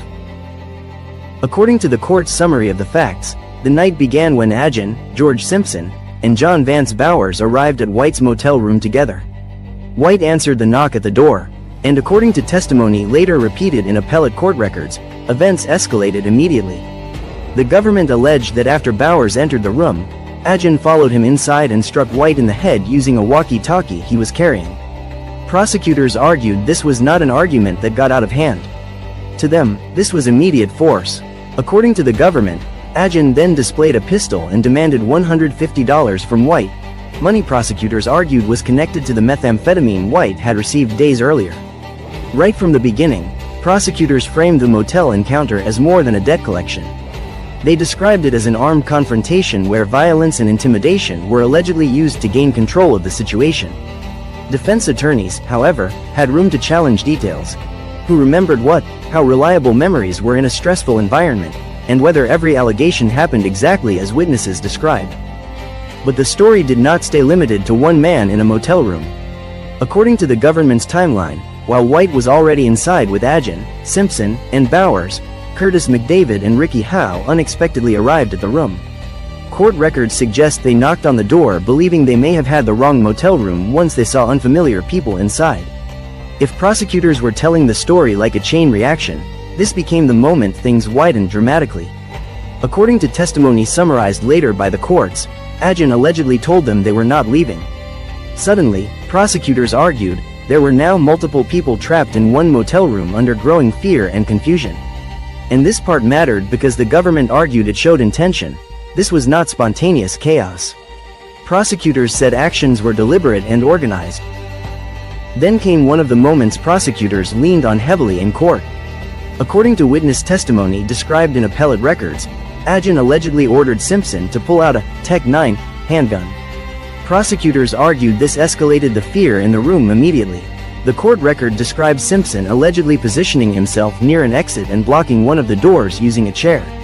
Meanwhile, according to the government's witnesses, White, McDavid, and Howe were ordered to empty their pockets. Money and belongings were reportedly handed over.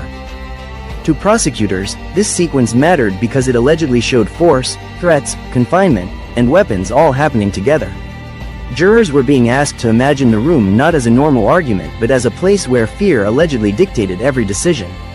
Defense attorneys, however, challenged credibility hard here because much of the story depended on witness recollections. They could ask, who exactly saw what? Was everyone remembering events clearly? Were people frightened, intoxicated, or confused? And did everyone interpret events the same way? Then came the phone call that gave prosecutors one of the strongest emotional anchors in the entire case. The call to White's mother, Loretta Wagaman. According to the government's timeline, White was forced to contact her and ask for money. At first, she allegedly believed her son was joking, but prosecutors argued things changed dramatically when Agin reportedly took the phone. According to the court record, he allegedly threatened to shoot White if the money was not brought to them. For jurors, this mattered enormously because Wagaman was not described as somebody caught up in drug activity or part of the same circle as the men in the motel room. She became an outside witness to fear, someone suddenly pulled into an event she allegedly had no warning about. Prosecutors could point to this moment and say, This is no longer simply about drugs or arguments between acquaintances. This became a threat tied to money and alleged captivity. Defense attorneys, of course, could challenge exactly what was said, how remembered conversations changed over time, and how much of the threat could truly be verified. According to prosecutors, after the phone call the situation escalated even further because the men allegedly decided to leave the motel room and physically move White, McDavid, and Howe to collect money. The court record says the 3 victims were allegedly placed inside a white Toyota, with Adjen and Bowers riding inside the vehicle while George Simpson followed behind in a red Cavalier.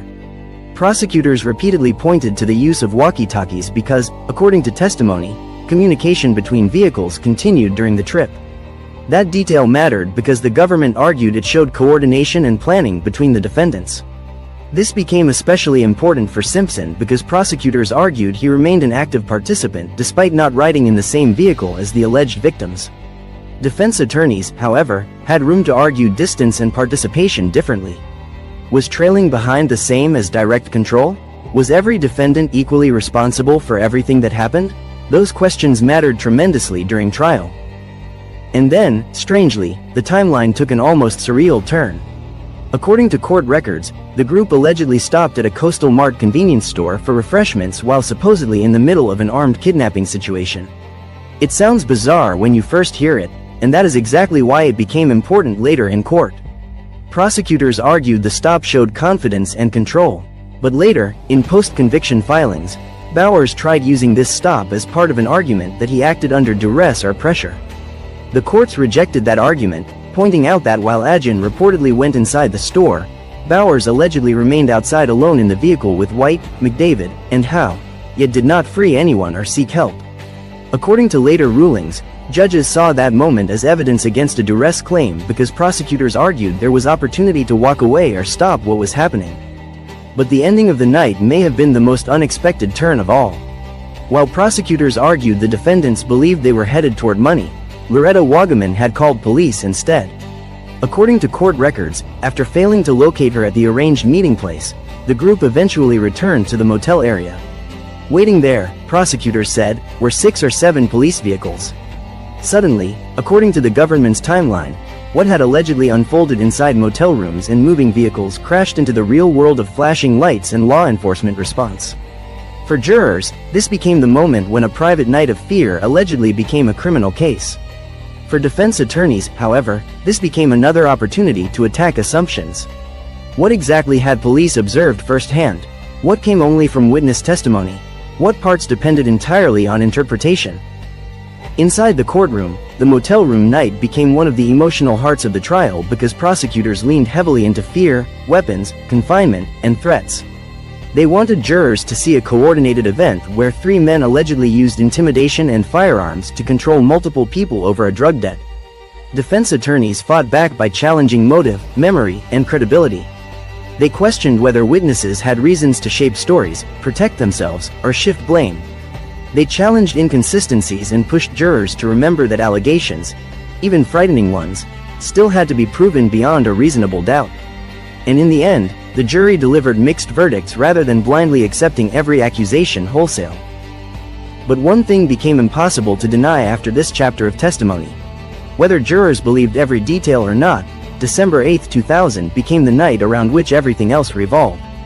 The motel room, the alleged threats, the phone call to a terrified mother, the vehicles, the Coastal Mart stop, and the police response became the center of the government's story. And once that story entered federal court, the lives of Alan Mark Adjen, George Simpson, and John Vance Bowers would never fully separate from that motel room again. Because what happened there, whatever jurors believed happened there, became the foundation for years of convictions, appeals, sentence fights, and questions that would continue long after the motel lights went dark.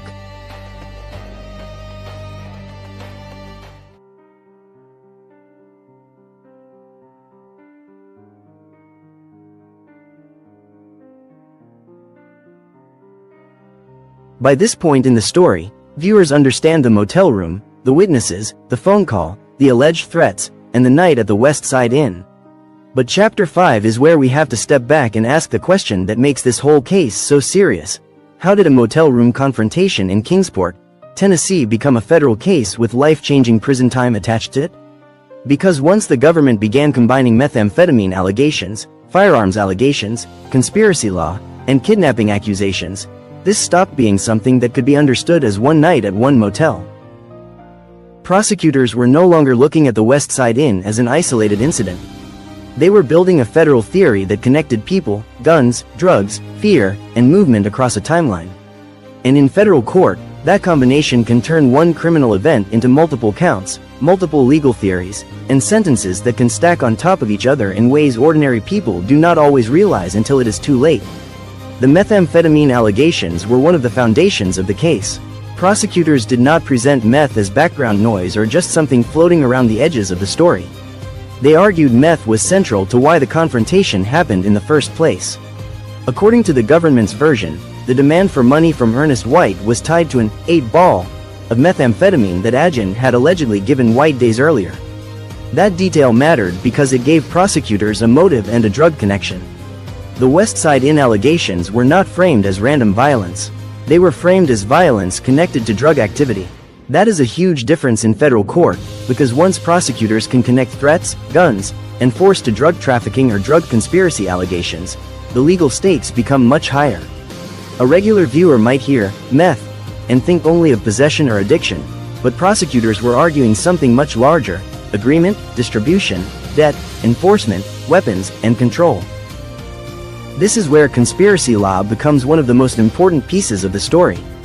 In normal language, a conspiracy charge means the government is saying people agreed to work together to commit a crime. The government does not always have to prove that every person did every single act with their own hands. Instead, prosecutors try to prove there was an agreement, that each person knowingly joined it, and that actions were taken to move that criminal plan forward. That is why phone calls, who showed up where, who carried what, who followed behind in which vehicle, who blocked an exit, and who communicated by walkie-talkie became so important. Prosecutors were trying to show jurors that Agin, Simpson, and Bowers were not just randomly standing near each other. They wanted jurors to see coordination. The defense, of course, pushed back against that kind of thinking because conspiracy law can become dangerous for defendants if jurors start assuming everyone knew everything. The firearms allegations changed everything. In federal court, guns are not just props in the story. They can become separate charges, separate legal theories, and separate mandatory prison time. According to the court record, the government tied guns to different moments in the timeline. The loaded revolver found on Simpson during the earlier Coastal Mart encounter, weapons later found during a search of Simpson's house, the alleged pistol displayed by Agin during the West Side Inn confrontation, and the alleged TEC-9 handgun that witnesses said Simpson was ordered to pull out. Prosecutors used those details to argue this was not just a drug dispute but an armed criminal event. For jurors, guns can make a story feel more immediate, more dangerous, and more intentional. For sentencing, guns can make everything harsher. Once firearms enter a federal case connected to drugs or violence, the legal temperature rises fast. That is why the government's firearm counts mattered so much. Federal firearm charges can add years to a sentence, and in some situations those years must run consecutive, meaning after the sentence for the other crime, not at the same time. That is what makes federal cases terrifying for defendants. A person may look at one charge and think they understand the exposure, but then a firearm count can add mandatory time on top of everything else. In this case, the government pursued firearm-related charges tied to drug trafficking and kidnapping theories. Later, one of those firearm counts, Count 10, became a major issue in post-conviction litigation because of how it was charged under federal law. But at trial, before those later legal fights, jurors were being asked to decide whether guns were used or carried during and in relation to serious federal crimes. That question carried enormous consequences. The government's argument was that the guns were not accidental. Prosecutors wanted jurors to see the firearms as tools of power.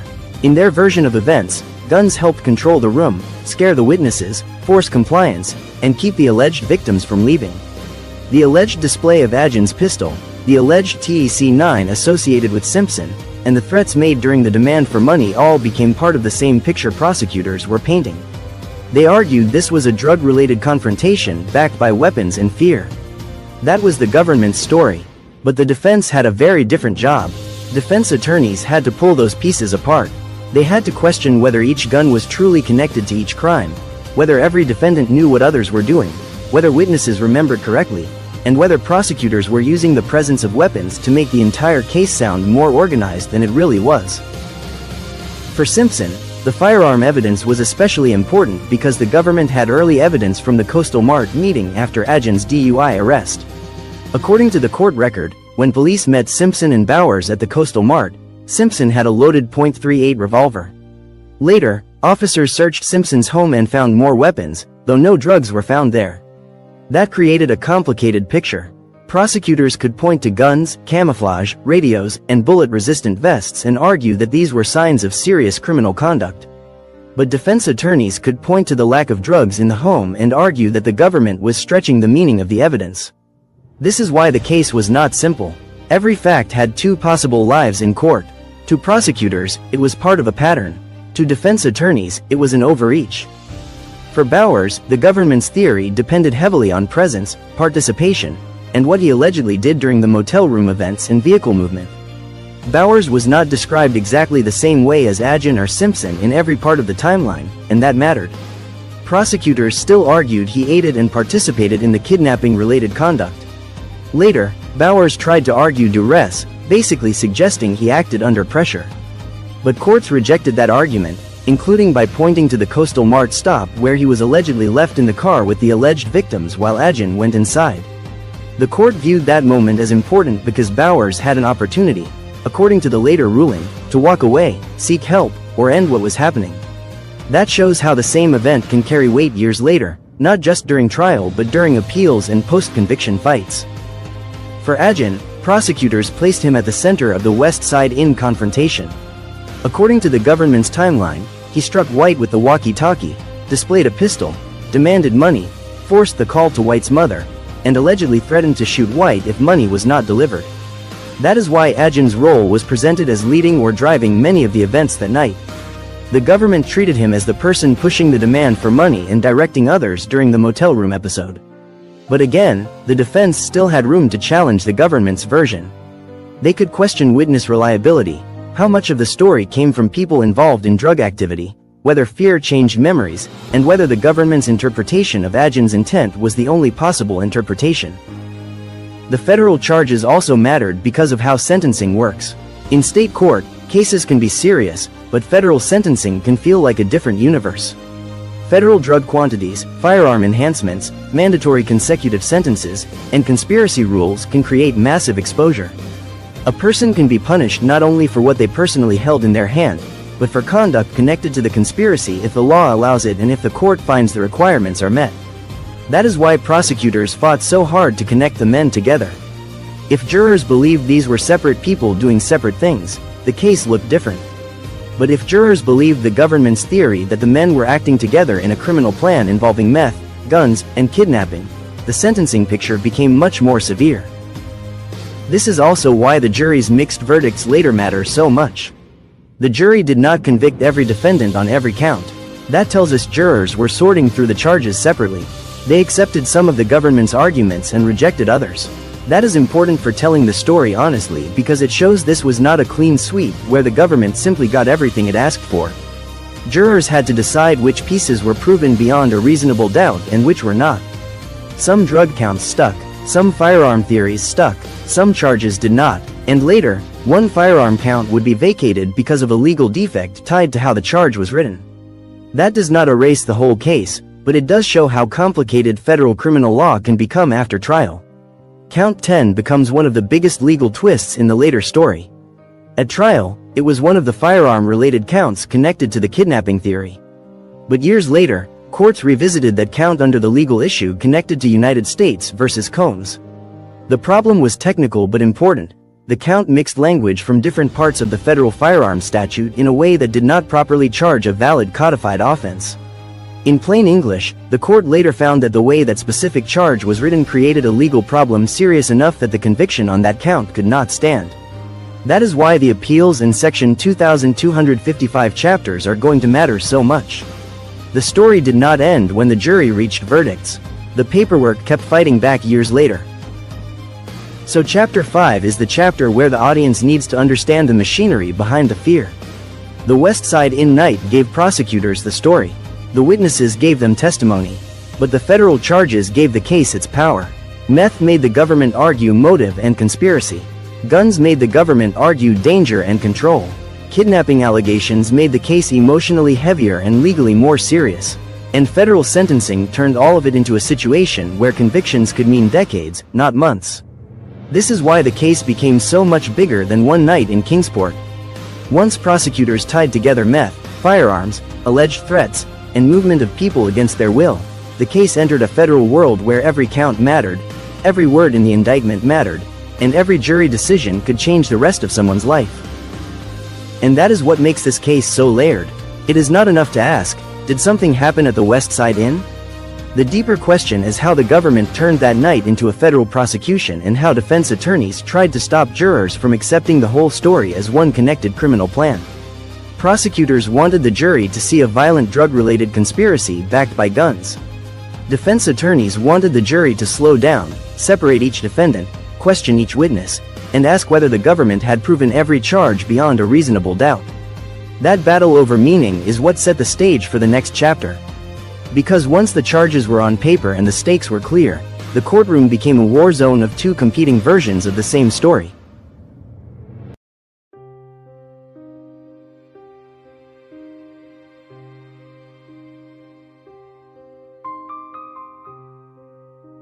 If Chapter 5 was about understanding why the charges were so serious, then Chapter 6 is about understanding how this case stopped being a local Tennessee crime story and became something much bigger.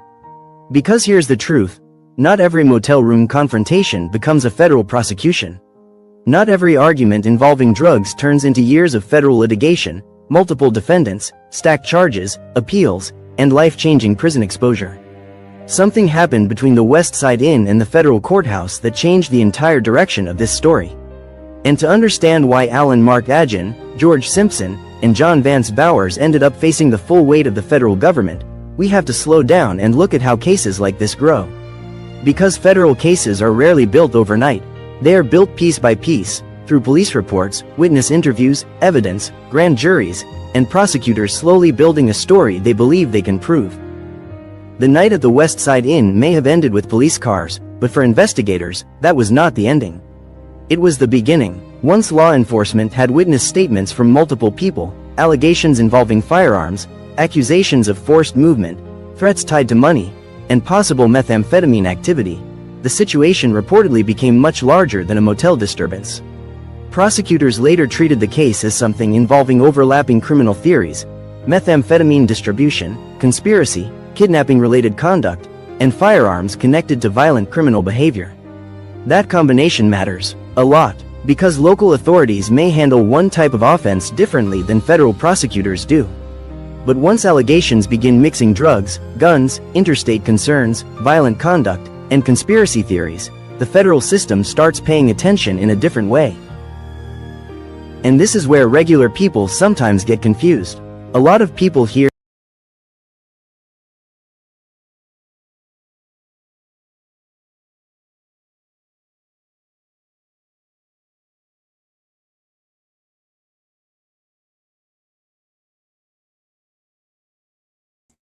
My mute is on.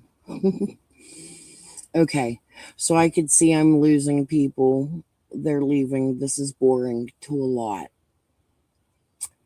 What I want to say is I'm the type of person that once a court case is brought, I like to dig into the litigation and follow the case all the way through. Like, for instance, when charges are filed for Summer, if you think I'm fucking going anywhere, I'm not. I will be here through trial. I will see the person who did whatever to Summer go to prison. I'm not fucking going anywhere in Summer's case. I'll cover other things like I've been.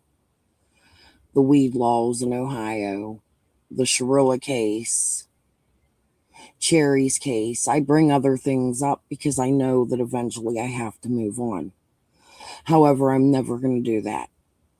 The fact that I found out that I have relations down in Tennessee and my father has borderland and there's a possibility my mother's family was still in touch with my father's family or any of that. I truly do have ties to that area in Tennessee too. And neither of them are good. They are organized crime. That's the family I come from. I'm not them.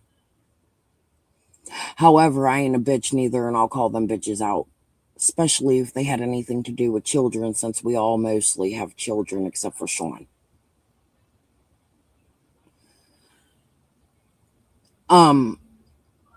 What this is proof that a wrong written indictment in a case can turn bad real quick. Yes, these people were charged, and they were charged on serious fucking crimes. No fucking kidding. People that connect to Ben Hill. George Simpson, Light Hollow Road. Marvin Simpson, his brother, I'm almost positive. Cotton Simpson, a cousin. Don went to their house looking for his daughter. He took their 5-year-old granddaughter, who they weren't paying attention to, into the home.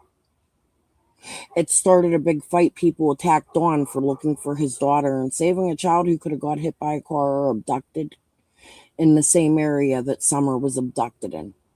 I don't believe Don meant any ill intent by that. And I've been here that long that I watched the whole thing go down on Facebook because that's where I was then. Like you said, a small world we live in. Yes. Yes.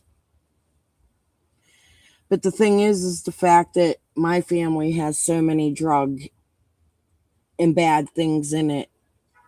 I can 100% connect my family to that area. At least my cousins. Julie, Jerry, I'm a little confused about, but I mean, the girl looks just like her twin, the same missing teeth, the same curly hair. The same woman who sat in court and cried for her dead husband. Well, I cried with her and felt the guilt of what my brother did. However, the man my brother killed was a heroin seller. My brother didn't walk out with weed. According to him, he went there for weed. I'm thinking other things these days.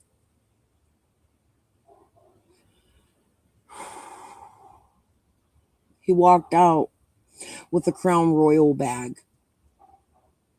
And in that Crown Royal bag was a whole bunch of heroin. He threw it in the bushes and the police later found it. All of that was brought up at trial. It's in court documented papers. Please, somebody go pay for the transcripts. I don't give a fuck. So with Cotton, did he pass because of a tragic fall, or was it pushed, suffered? No, Cotton 100% died from blunt force trauma. It's in the Fred. Let me go to my community post. I posted it the other day. It's going to be in whatever the police, TBI, whoever questioned Fred Pruitt. Do you think the police are going to lie in questioning?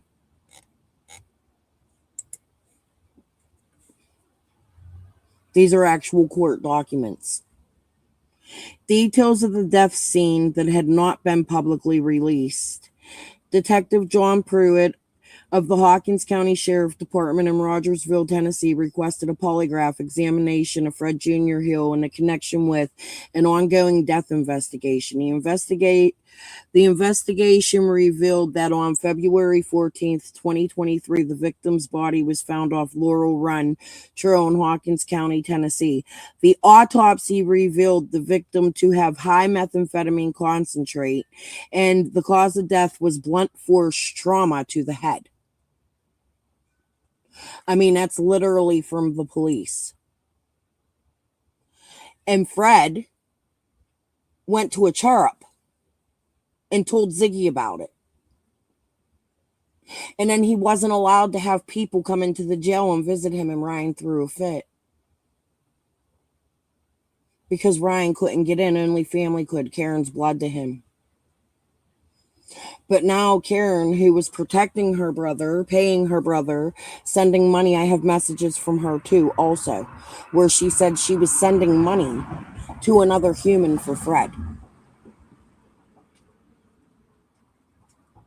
When I tell you something, I promise you I have the receipts. I just got to dig. It might take me 10 years to fucking find them, but I have them.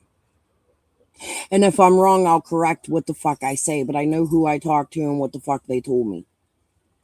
Does it mean it's true? No. It's word of mouth.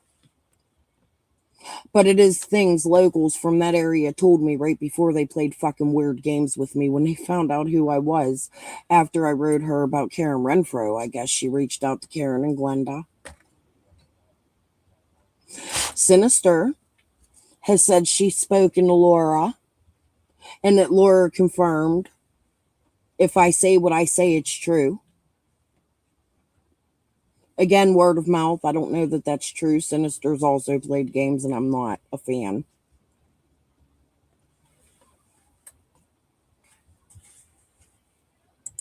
If not Summer, Jason.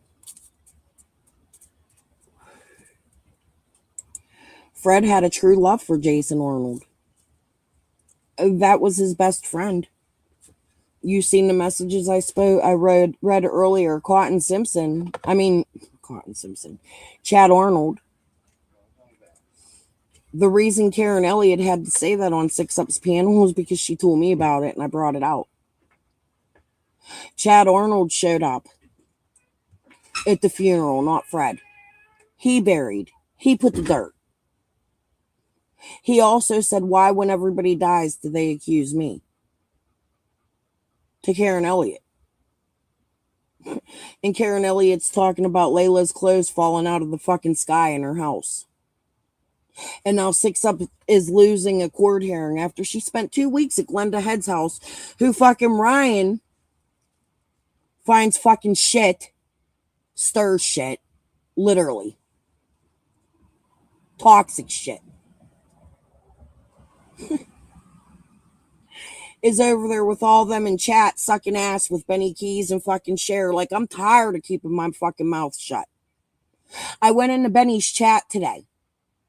I don't mean to attack Benny. I'm trying to keep it cordial, but I'm really a little fucking irritated after today. I went into Benny's chat today and I asked him, do you have a comment about 6up losing her court case while you were building her a few fucking weeks ago? Casey K, as usual, the piranhas are going to come fucking attacking me. Crystal, he has no laughy faces.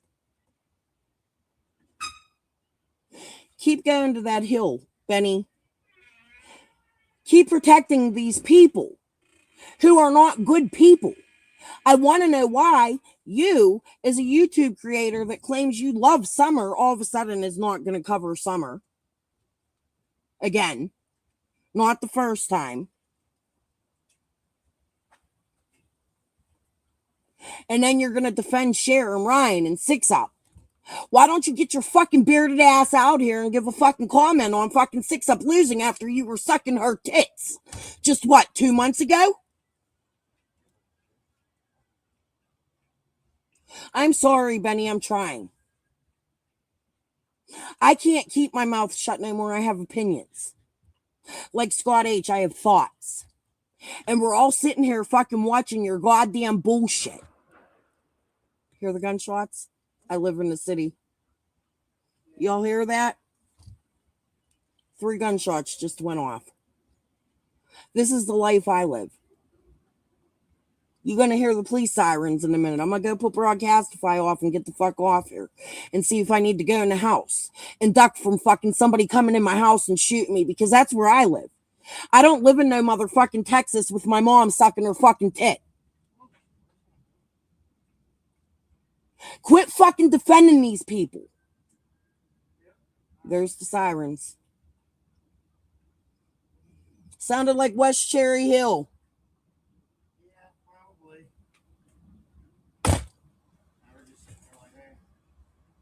I ain't ducking for shit. I live here. This goes on every fucking night. Remember when Benny said I ain't from the hood? Jody said I ain't from the fucking hood. I don't fear nobody but fucking God. When it's my time, it's my time. And I'm gonna come out here and call all these fucking games after you all played games with me. Remember CZ's got a baby, Benny? Remember calling out my fucking lawsuits while you sucked fucking Linda Cutshaw's fucking cunt? Sitting over there with Gavel and Krama announcing me and Jody Sue's lawsuit before they filed it, pushing them to do it. Oh, I don't fucking forget nothing. See, what had happened was y'all fucked with the wrong motherfucker. I ain't a pussy. I grew up fighting. My whole fucking life, for survival.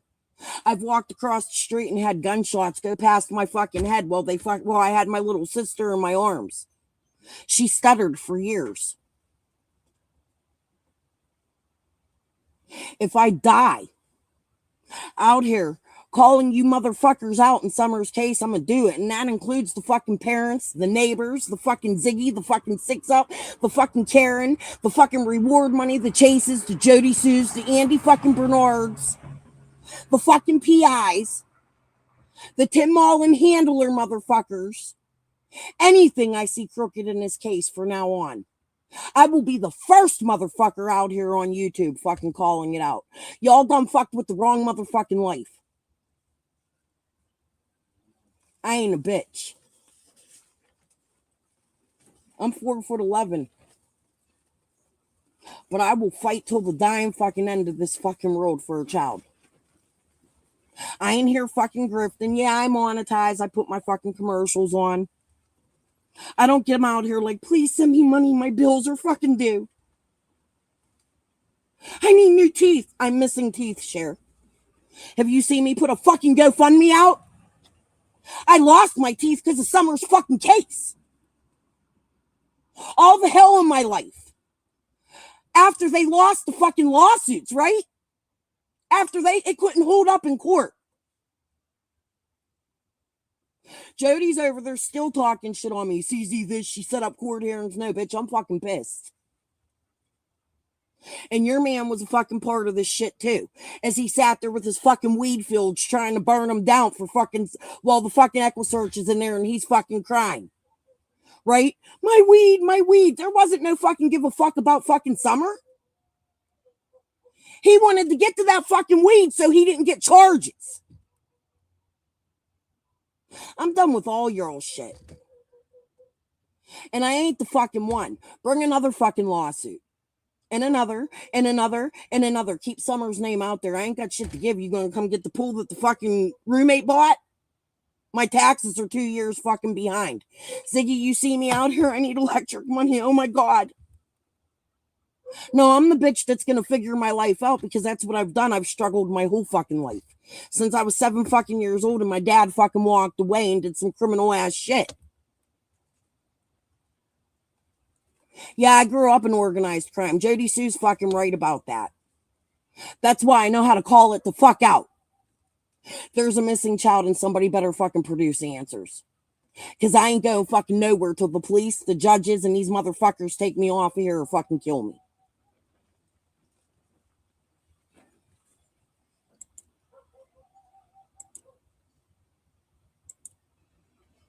I'm done kissing Benny's ass.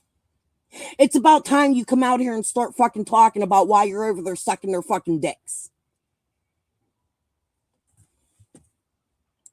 Tell me why you're sending fucking Chroma computers. Shit, you never fucking answered. Here, I'll throw you a fucking link, Benny, because I promise you, I'll go head to head with you. I ain't scared of the fucking bully. I've been bullied my whole life and I've been a bully.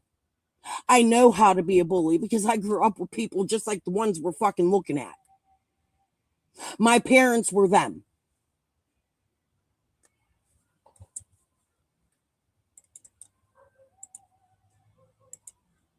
I'll call your shit out. How about you tell us how you fucking got involved with We Can Bring You Hope? Since you and Tim fucking hired them. We had to hire a nonprofit. Remember that live? I showed it. Why don't you get up here and answer real questions instead of pussyfooting every time you come to my fucking panel? Blaming other people like Jody Sue's sister, which, yeah, I think that shit's crooked too. But it's about time you and I conversate for real, right? Bring Chroma, bring Gavel, bring whoever the fuck you want. Bring Tim Mullins himself. I've been begging that motherfucker to come on my panel since I started this shit. Something wrong with all of you. I ain't the fucking crazy one. Y'all just trying to distract and you don't want to look at the real crime in the fucking area, right? But you'll go attack Lawson's fucking, like you agree with me. You're putting out the same fucking information I am while filing fucking lawsuits on me. Because you're sucking Squall's dick too, right? I truly believe the bitch has a dick. I'm irritated and pissed off right now. I'm going to give you 5 minutes. I'm going to put this on, Benny. And then I'm going to jump off. Because I don't want to look like a bitch. I want to get off of here. Truly, I've been on for 3 hours. I usually do too. Sometimes I'll do up to 5. It's a work day, right? I pull teeth and work for my shit. I go off AdSense. I don't sit up here Cash App gang gang. Fuck off. I'm tired of your shit. Answer the fucking question. How do you feel about 6up losing the court case, Benny?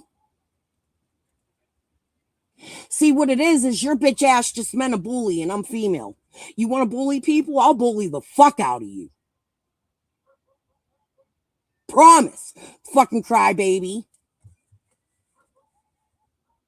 He a fucking crybaby. She made fun of me. She put a clown on me. Let's strike her. Go strike all my fucking videos. I'll make another fucking YouTube. As a matter of fact, I already got a secret fucking backup 1 or 2. Keep it up. I could play your fucking game too. It's about time you start answering to some shit, don't you think? Bear spray. Lunch with Chase.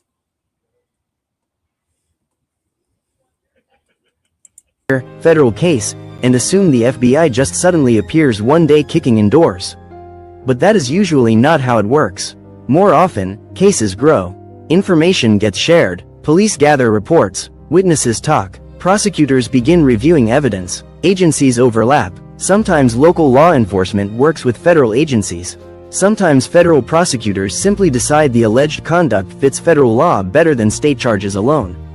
In this case, according to the later court record, prosecutors eventually built a theory that connected methamphetamine allegations, firearm allegations, and kidnapping-related conduct together under federal criminal statutes. Suddenly, this was not simply about what happened in one motel room in Kingsport. Prosecutors were arguing there was an organized criminal picture larger than one event. The conspiracy allegations helped make that possible. Conspiracy charges are powerful tools for prosecutors because they allow the government to argue that multiple people knowingly participated in a criminal agreement.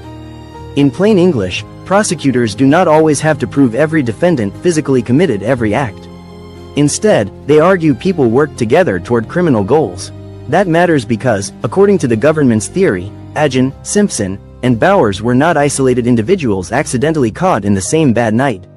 Prosecutors argued the relationships between them mattered. The earlier DUI stop involving Agin, the phone call to Simpson, Simpson and Bowers arriving in camouflage with bullet-resistant vests, radios, and weapons, and the later West Side Inn events all became puzzle pieces prosecutors said pointed toward something coordinated.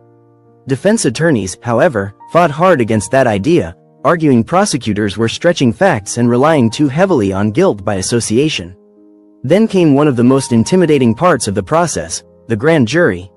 Now, if you have never dealt with federal court before, grand juries sound dramatic, and honestly, they kind of are. But they are also confusing. A grand jury is not a trial jury deciding guilt or innocence. Instead, prosecutors present evidence and ask whether there is enough probable cause to formally charge somebody with crimes. The defense usually is not there fighting back at this stage. Witnesses may testify. Evidence may be presented, prosecutors tell the story they believe happened, and if grand jurors believe there is enough evidence to move forward, formal charges are issued through something called an indictment. That indictment becomes the legal roadmap of the case. And when prosecutors finally laid out charges against Alan Mark Agin, George Simpson, and John Vance Bowers, this was no small county court situation anymore.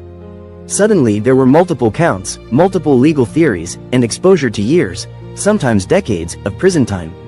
Prosecutors pursued charges tied to methamphetamine conspiracy, firearm allegations, and kidnapping-related conduct.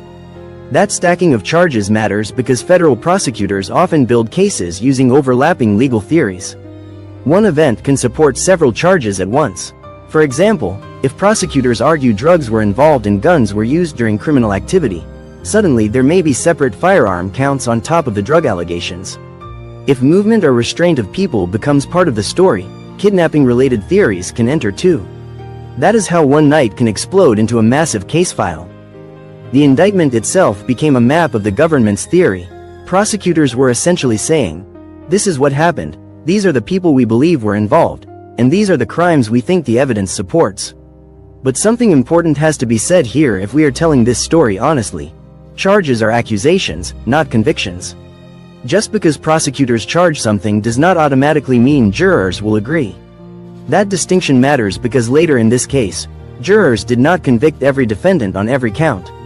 Some charges stuck, some did not, some convictions later changed during appeals. But at this stage in the story, before the courtroom war fully began, prosecutors were laying out the most serious version of events they believed they could prove. And this is where the defense side of the story starts becoming important too.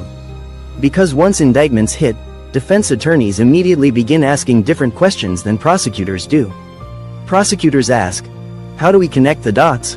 Defense attorneys ask, "Are there holes in the dots?" Prosecutors look for patterns. Defense attorneys look for inconsistencies.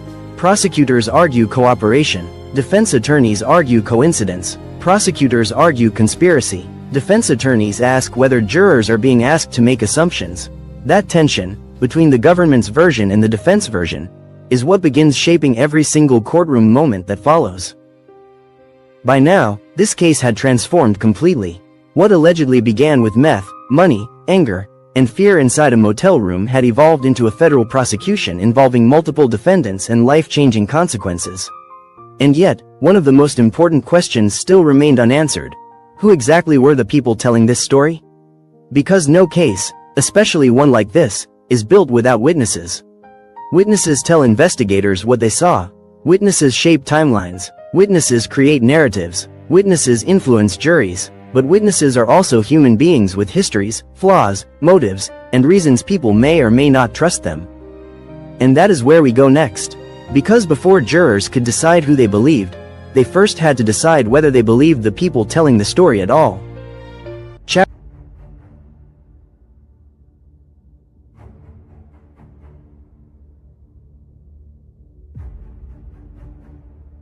By the time prosecutors stood in federal court and began telling jurors what they believed happened at the West Side Inn, one thing had already become clear. This case could not survive without witnesses. No fingerprints were going to walk into court and tell the story. No security footage was going to narrate the motel room. No dramatic hidden recordings existed to explain what happened minute by minute. Instead, prosecutors had something both powerful and dangerous: human beings. People with memories. People with histories, people with flaws, people who had reasons. I'm going to pause that because I left a comment and they wouldn't let me say it. Here's what I'm going to say. The people I know from here that connect to the people you know from there, like my friend Chester. I truly believe he was on a trafficking run. Chester wasn't a good guy. But Chester wasn't a bad guy. Chester got himself into some fucking shit because he was a fucking dumbass.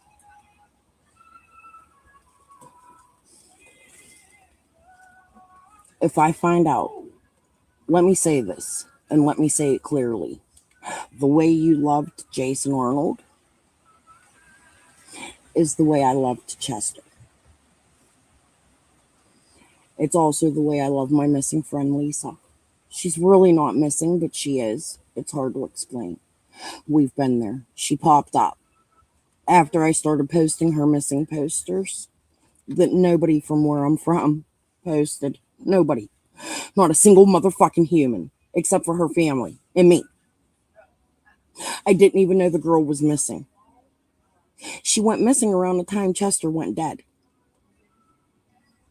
Chester told me he was poisoned in Virginia. Chester told me he went to Kentucky. Chester told me he went to Ohio. My friend, Angie, I accidentally doxed her. I don't mind saying her name. You can write her. She ain't never gonna say shit bad about me. I love her, just like I love them. It's hometown shit, small town shit. You all know what that's like from down there in Rogersville. And I promise you, if y'all had anything to do with my brother, if he was poisoned by it, because I believe him. I believe every word he fucking told me. Dude called me scared. And the night before he died, he called me and something was off. And if I find out any fucking one of you had a goddamn thing to do with any one of them two people, I will see through till the death fucking penalty. I'm not like you, I'm not criminal. But I will make sure I am sitting in the fucking courtroom and in the box when they put your ass in a chair and make your ass shake or lay you on the bed. I promise you, if I find out you had one fucking thing to do with Chester, Karen, Elliott, you fucked with the wrong one. See, you think from your area you're a bad bitch. Let me tell you something. From my area, I'm a bad bitch. I grew up fighting, just like you, with the same type of parents. And like I said several times in this live, I fear nobody but fucking God, and I'll go head to head with you. So you better take that real fucking clear and listen to it.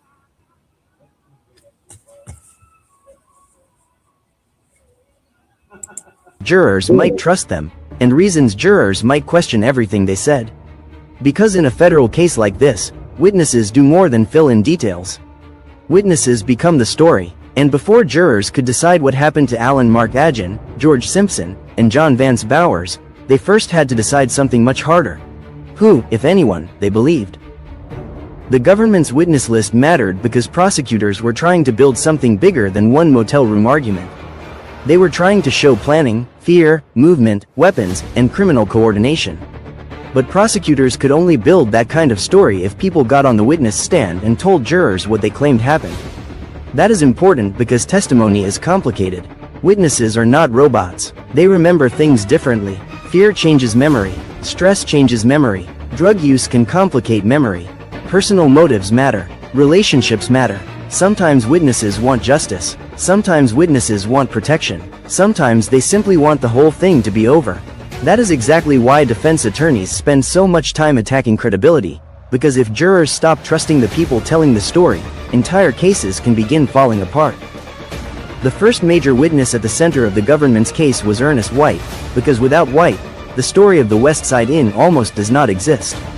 According to the government's theory, White was the person inside the motel room before anyone else arrived. Prosecutors argued White knew Agin beforehand and had allegedly received an 8-ball of methamphetamine days earlier, which prosecutors later connected to the demand for money. According to testimony summarized in later court opinions, White claimed Agin struck him with a walkie-talkie, displayed a firearm, demanded money, and forced him to call his mother. Prosecutors leaned heavily on White because he allegedly witnessed the beginning of everything.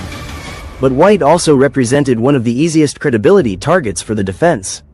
Defense attorneys could argue White was not some random innocent stranger pulled into chaos.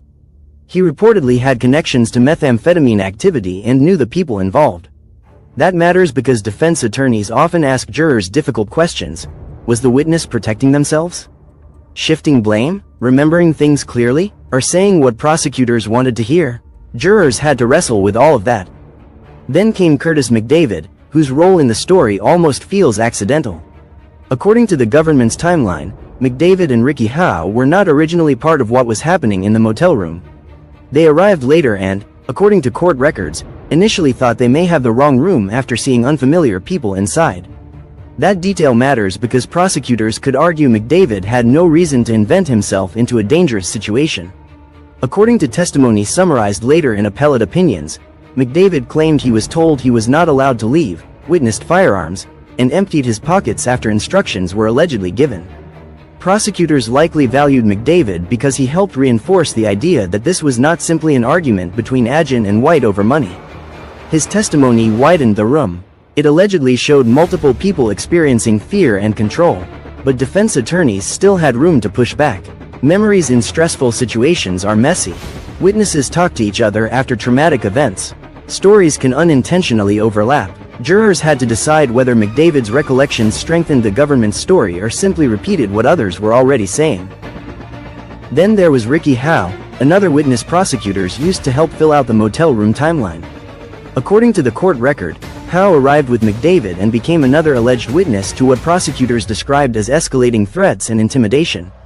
Like McDavid, Howe's role helped prosecutors show that the alleged fear in the room extended beyond one person. Multiple witnesses saying similar things can be powerful in front of jurors because prosecutors often argue consistency equals credibility. But defense attorneys understand that multiple witnesses are not automatically stronger if the witnesses know each other, talk afterward, or share similar environments. Defense attorneys could question details. Did everyone remember events in exactly the same order? Were weapons described consistently? Did memories shift over time? Small inconsistencies sometimes matter enormously in trials because jurors often expect traumatic memories to either be perfectly consistent or they question everything. But perhaps one of the strongest emotional witnesses prosecutors had was Loretta Wagaman, Ernest White's mother. And her role in this story feels different because she reportedly was not inside the drug world orbiting around the defendants and witnesses. According to court records, White called her asking for money. When she allegedly thought her son was joking, prosecutors said Adjian reportedly took the phone and threatened to shoot White if she did not bring cash. Wagaman mattered because prosecutors could point to her as somebody outside the motel room conflict. She allegedly heard fear through a phone line. She reportedly called police instead of bringing money. And for jurors, parents tend to hit emotionally in ways other witnesses sometimes do not. A mother receiving a terrifying phone call from her son feels real. Prosecutors likely understood that, but defense attorneys still had room to question memory, wording, timing, and interpretation. Phone conversations are emotional, chaotic, and remembered differently by different people. The police officers also became key witnesses, not because they were inside the motel room, but because they helped frame the government's timeline. Officer Eric Alford mattered because of the earlier DUI stop involving Alan Adjian. According to court records, Alford found methamphetamine-related items inside Adjian's vehicle and later used the redial function on Adjian's phone, connecting officers to George Simpson. Prosecutors used that moment like an origin point in the timeline, showing jurors how relationships between defendants allegedly surfaced before the West Side Inn night. Then there was Officer Mike Hickman, who later encountered Simpson and Bowers at the Coastal Mart. According to testimony later repeated in court opinions, officers observed camouflage clothing, bullet-resistant vests, radios, binoculars, and found a loaded revolver on Simpson. To prosecutors, this evidence suggested preparation and seriousness. To defense attorneys, it could also become a question of interpretation. Strange? Maybe. Criminal? That was the argument jurors had to weigh. But here is where things get complicated, and honestly, where true crime gets messy. Witnesses in cases involving methamphetamine are often viewed differently than witnesses in ordinary crimes. Drug activity complicates credibility. Jurors know it, prosecutors know it, defense attorneys definitely know it. If somebody involved in the drug world says something happened, defense lawyers frequently ask whether the witness had motives to lie, shift blame, cooperate for leniency, or improve their own legal position. That does not automatically make someone dishonest, but it creates doubt, and doubt is powerful in criminal court. Prosecutors, on the other hand, often argue something equally important: people living messy lives can still tell the truth. Just because somebody has flaws does not mean frightening events never happened. And that became one of the biggest quiet battles of this case. The courtroom was not only deciding what happened at the West Side Inn. It was deciding who deserved belief. Prosecutors wanted jurors to see witnesses whose stories lined up enough to create one larger picture. Defense attorneys wanted jurors to see inconsistencies, motives, memory problems, and reasons to hesitate. Neither side needed perfection. Prosecutors only needed jurors convinced beyond a reasonable doubt. Defense attorneys only needed reasonable doubt to exist. What makes this chapter important is understanding something many people overlook when watching true crime. Jurors are not simply deciding facts. They are deciding people. Who sounds believable? Who sounds rehearsed? Who sounds afraid? Who seems confused? Who has something to gain? Who feels honest despite messy circumstances? Those decisions happen quietly, sometimes emotionally, and sometimes in ways nobody outside the jury room fully understands. By now, the courtroom had become something bigger than evidence alone. The government had built a timeline. The defense had started pushing holes into it. Witnesses had spoken, but the biggest battle had not even begun yet.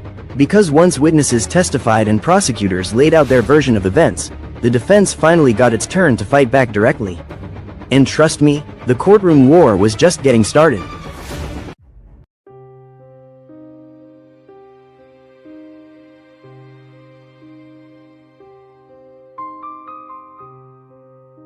By the time jurors finally took their seats and the federal trial truly got underway, the atmosphere surrounding this case had completely changed. Gone were the police reports, quiet investigations, and behind-the-scenes evidence gathering. Gone was the mystery of who prosecutors planned to charge. Now, everything came down to one thing. What could actually be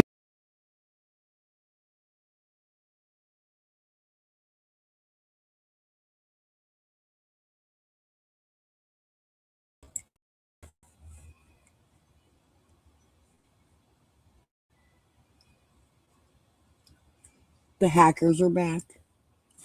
Because I'm about to show you all something. They're giving me a hard time. I hope they come just at the right moments. Hi, hackers. Call me crazy. Do what you want. Hold on. Julie, Jerry, Potter, whatever the fuck your name is these days, it's not letting me share this. Hold on, I think I have to remove that.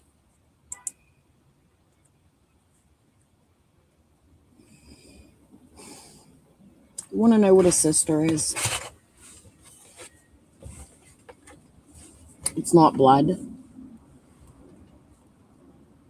It's survival. When you're a kid and your parents don't love you, and I'm not crying for fucking sympathy, and another family takes you in and you grow up with them and you watch them have babies and you fight with them, you fist fight with them, and then you hug, you do dirt with them. My friend Laura Jean Casalti was pushed off a bridge that was like 100 million feet up in the air with no water under it. Her boyfriend then OD'd. They weren't good people. I didn't hang out with good people when I was a kid. However, I loved them people because them people and me lived on survival together. I have a feeling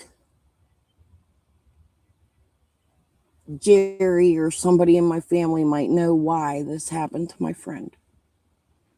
My other friend Lisa's missing, and I've connected these same people because I'm doing my own research here about my friends.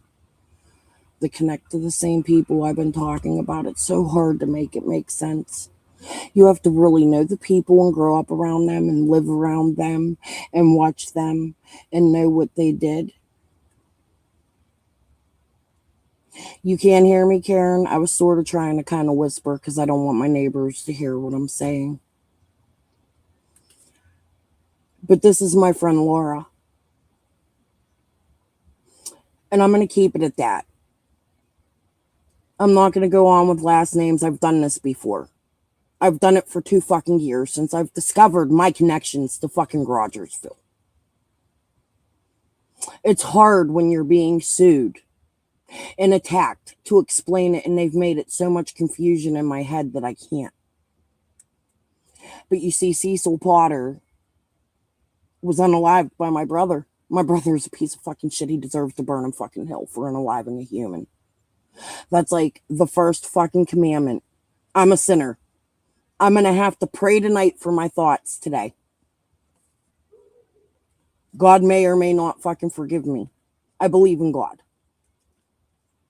I've been through too much in my fucking life not to.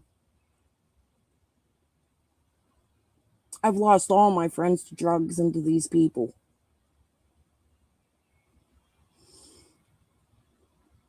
I don't have friends. I depend on you guys to come in here and talk to me and give me human interaction besides the people who live in my home. Because just about all of my friends have been tied in to this world. I walked away from it when I was very young. When my son needed a heart transplant, I decided being a mother was better than being a criminal. I wasn't a good teenager. I did things with these fucking people.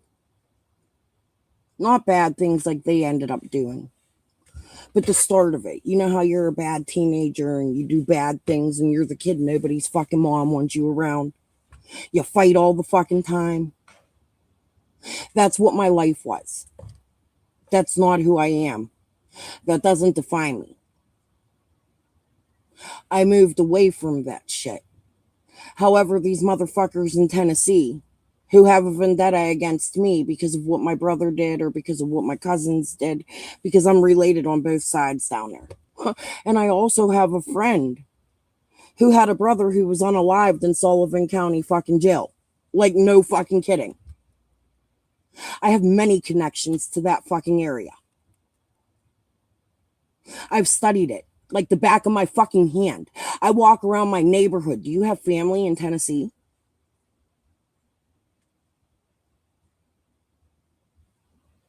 This case has brought me to craziness, anxiety, the lawsuits, the threats, the fat, ugly fucking men knocking on my fucking door and sitting in front of my fucking house. The catfishing of my husband with somebody connected to the same fucking girl. We're not going to go into detail. I've been there.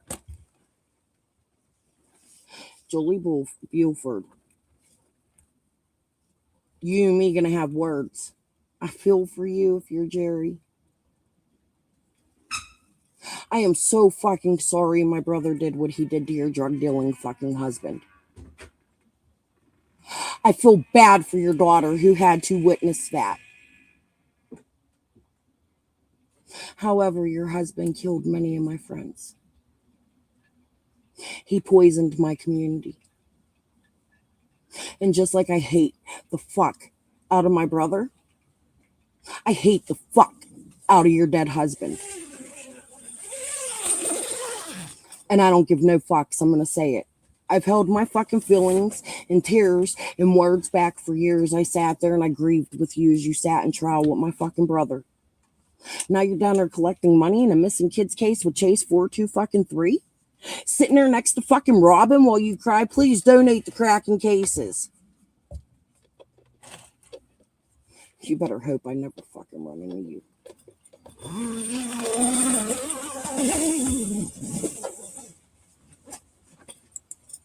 Of 12 strangers sitting in a courtroom. And if the government wanted convictions against Alan Mark Agin, George Simpson, and John Vance Bowers, prosecutors knew they needed more than theories.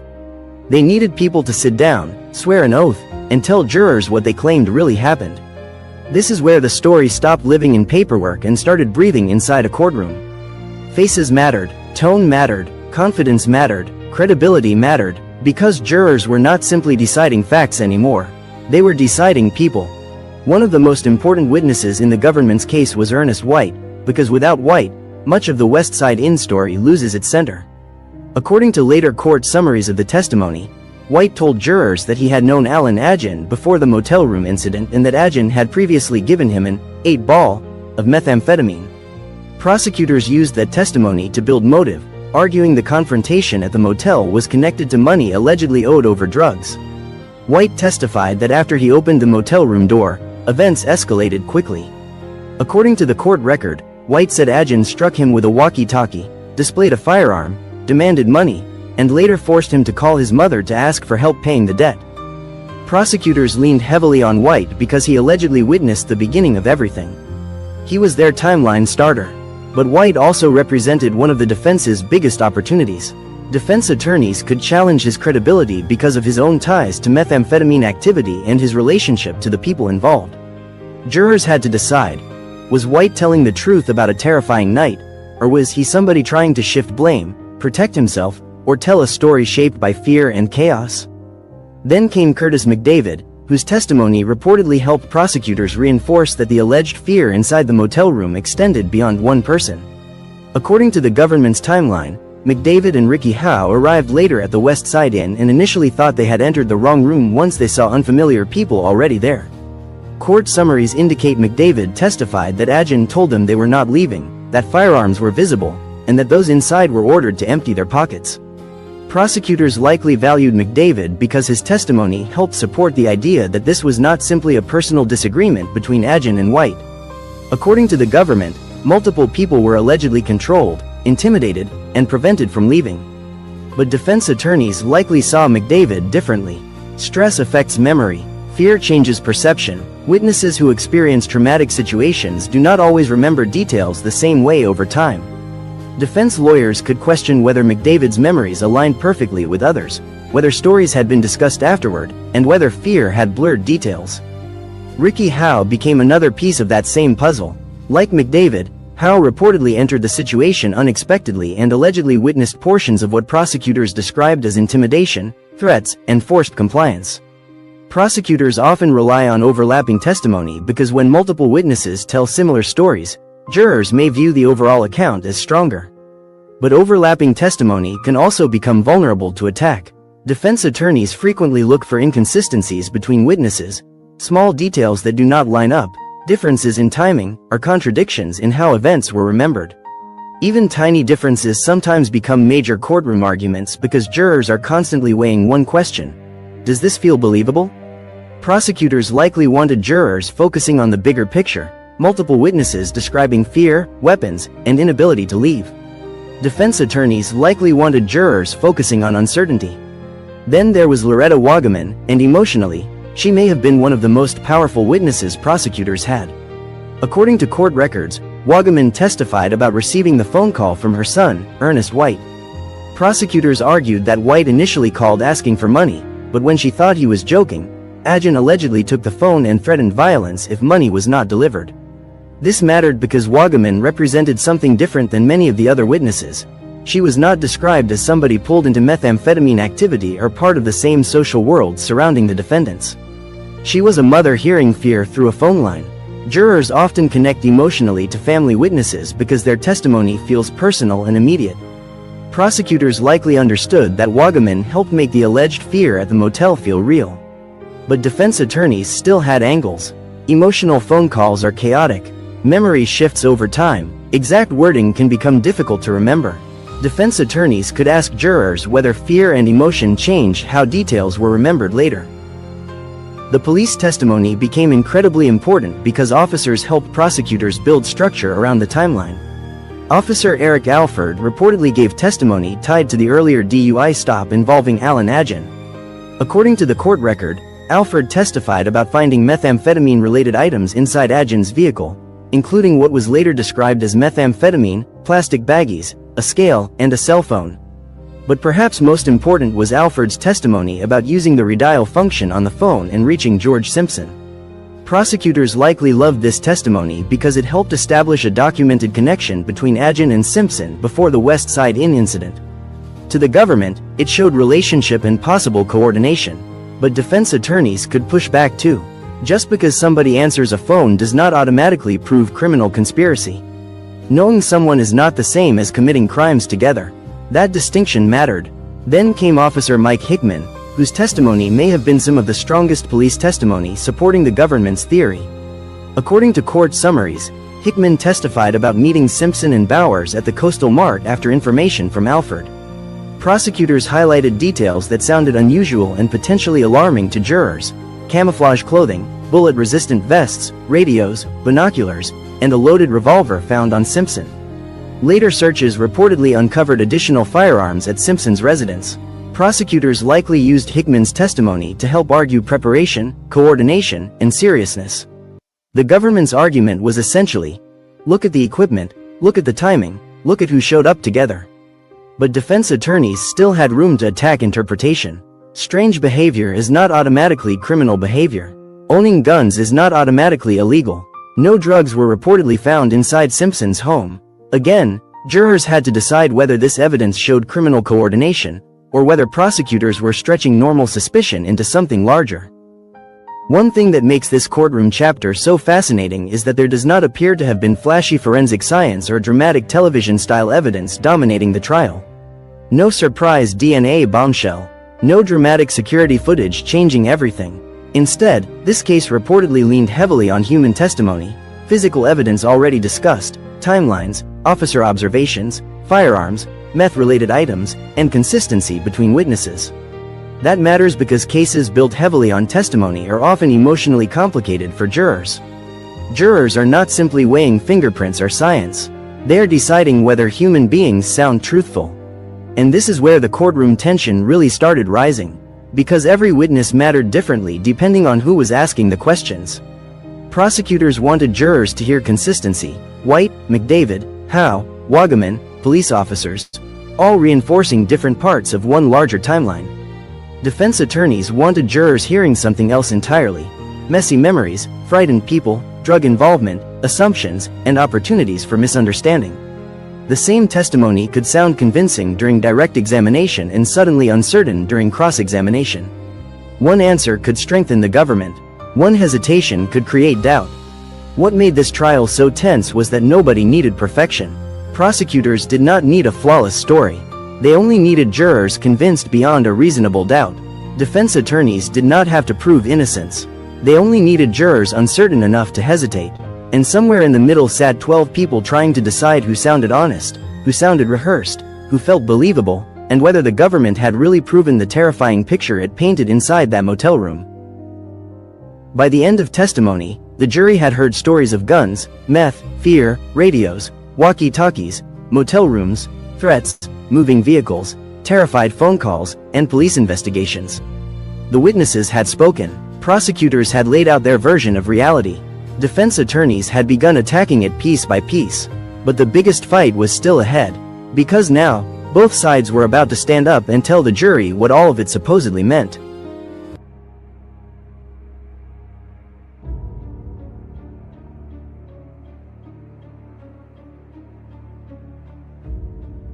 Because what prosecutors were trying to prove was much bigger than a motel argument gone wrong. They were asking jurors to believe something organized had happened. Something intentional, something coordinated. Their argument was not simply that Alan Mark Agin, George Simpson, and John Vance Bowers happened to cross paths during one chaotic night. Prosecutors argued the men acted together, knew what they were doing, and used threats, fear, weapons, and control to enforce what they believed was a drug debt. They pointed jurors toward the timeline they had carefully built piece by piece. The earlier DUI stop, the redial phone call connecting officers to George Simpson, the meeting at Coastal Mart, the camouflage clothing, the bullet-resistant vests, the radios, the revolver, the motel room, the alleged threats, the forced phone call to White's mother, the movement of people into vehicles. Prosecutors wanted jurors to step back and see not random moments, but a pattern. And if the government had a central argument, it was this: too many things lined up to be coincidence. Prosecutors reportedly leaned heavily into consistency between witnesses. Ernest White described fear and weapons. Curtis McDavid and Ricky Howe reportedly reinforced parts of that story. Loretta Wagaman gave jurors emotional testimony about the desperate phone call asking for money and the alleged threat she heard through the line. Officer testimony helped prosecutors anchor the story to physical observations and timelines. According to the government's theory, the witnesses did not stand alone, they strengthened one another. One witness described fear, another described firearms, another confirmed timing, another tied relationships together. Prosecutors wanted jurors believing the pieces locked together into one clear picture. The methamphetamine allegations mattered enormously to prosecutors because they helped explain motive. Without meth, the defense could argue the story sounded chaotic and random. But prosecutors reportedly framed meth as the reason tensions exploded. According to the government's argument, this was not senseless violence. This was allegedly about debt, pressure, and criminal enforcement tied to methamphetamine. That mattered because motive helps jurors understand why frightening events happen. Prosecutors were not simply asking jurors to believe people suddenly snapped inside a motel room. They argued there was a reason behind it, and that reason made the story make sense.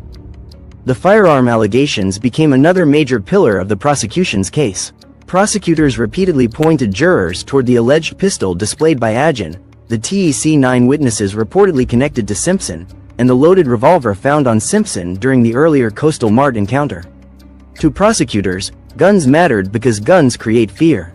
Guns create control. Guns raise stakes. Prosecutors likely argued that weapons helped keep people compliant, helped stop people from leaving, and transformed what might otherwise sound like a dead dispute into something far more serious. When jurors hear guns mixed with threats and alleged kidnapping behavior, the emotional weight of a case changes dramatically. Prosecutors understood that. But then the defense stood up, and suddenly the exact same story sounded completely different. Because defense attorneys did not have to prove innocence, they only needed one thing: reasonable doubt. That is one of the most misunderstood parts of criminal court. Defense attorneys do not need to prove somebody did nothing wrong. They do not have to explain every weird moment. They do not even have to present a perfect alternate theory. They simply have to convince jurors the government failed to prove the case beyond a reasonable doubt. And reasonable doubt can come from many places: memory problems, inconsistent testimony, assumptions, bad investigation, weak evidence, or witnesses with motives to bend the truth. That meant the witnesses suddenly looked very different under the defense's lens. Take Ernest White, for example. Prosecutors saw White as the government's key witness, the person who experienced the alleged beginning of the motel room confrontation. But defense attorneys likely saw vulnerability. White reportedly had connections to methamphetamine activity himself. He knew people involved in the story. Defense attorneys could ask jurors hard questions. Was White reliable? Was fear affecting memory? Did he have reasons to minimize his own involvement? Was he shaping the story to protect himself? And most importantly, could jurors trust someone connected to drug activity to remember chaotic events perfectly? The same questions followed Curtis McDavid and Ricky Howe. Prosecutors reportedly treated them as supporting witnesses who reinforced fear, intimidation, and inability to leave. But defense attorneys could focus on inconsistencies. Did every witness remember weapons exactly the same way? Did timelines perfectly match? Did witnesses talk after the incident? Were frightened memories becoming group memories? Trials sometimes turn on tiny details jurors barely notice until defense attorneys start slowing everything down. I was in a shitty mood, Kylie. I'm glad you came back and said that. Somebody in labor, I needed a smile, and it reminded me of something. I was in Children's Hospital one time with my son. He was there. What was Zach there for when that lady came in labor? I think he was getting a biopsy. He was there for something. It was like a doctor's appointment. No, he was there overnight. It couldn't have been a biopsy because it was like they were just about to close their doors and we were staying. And this lady fucking comes into the fucking lobby. I was down there. I went to go smoke a cigarette. And she's like, I gotta poop. I gotta poop. And she's holding her belly and nobody's giving a fuck. We're literally in a fucking hospital and nobody around is even looking at this lady like, why are you screaming like you gotta poop like that? It was a labor scream. Like, no fucking kidding. This lady was about to have this fucking baby. It was like 2 miles from the baby hospital and all kinds of, there was actually not even blocks. West Penn Hospital was literally 2 blocks away and this lady had no fucking time. I had to go gather up all the nurses, the security guards, make a fucking huge fucking deal because this lady was like trying to lay on the ground and push. Who's screaming like that? Was that all? Where the fuck did that come from? The street, down the street. I probably should go in soon. Anyways,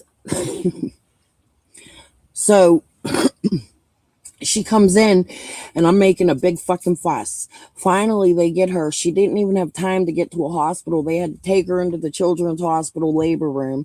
I'm holding her hand the whole way through till we get to the door. She's allowed to go in, and thank God, because she would have pooped that baby in the toilet. No fucking kidding. It was her first baby, and she didn't know that when you go into labor, you feel like you gotta poop. But this lady was like literally screaming, and the whole fucking hospital's just standing there going about their fucking business. I couldn't fucking believe it. Yeah.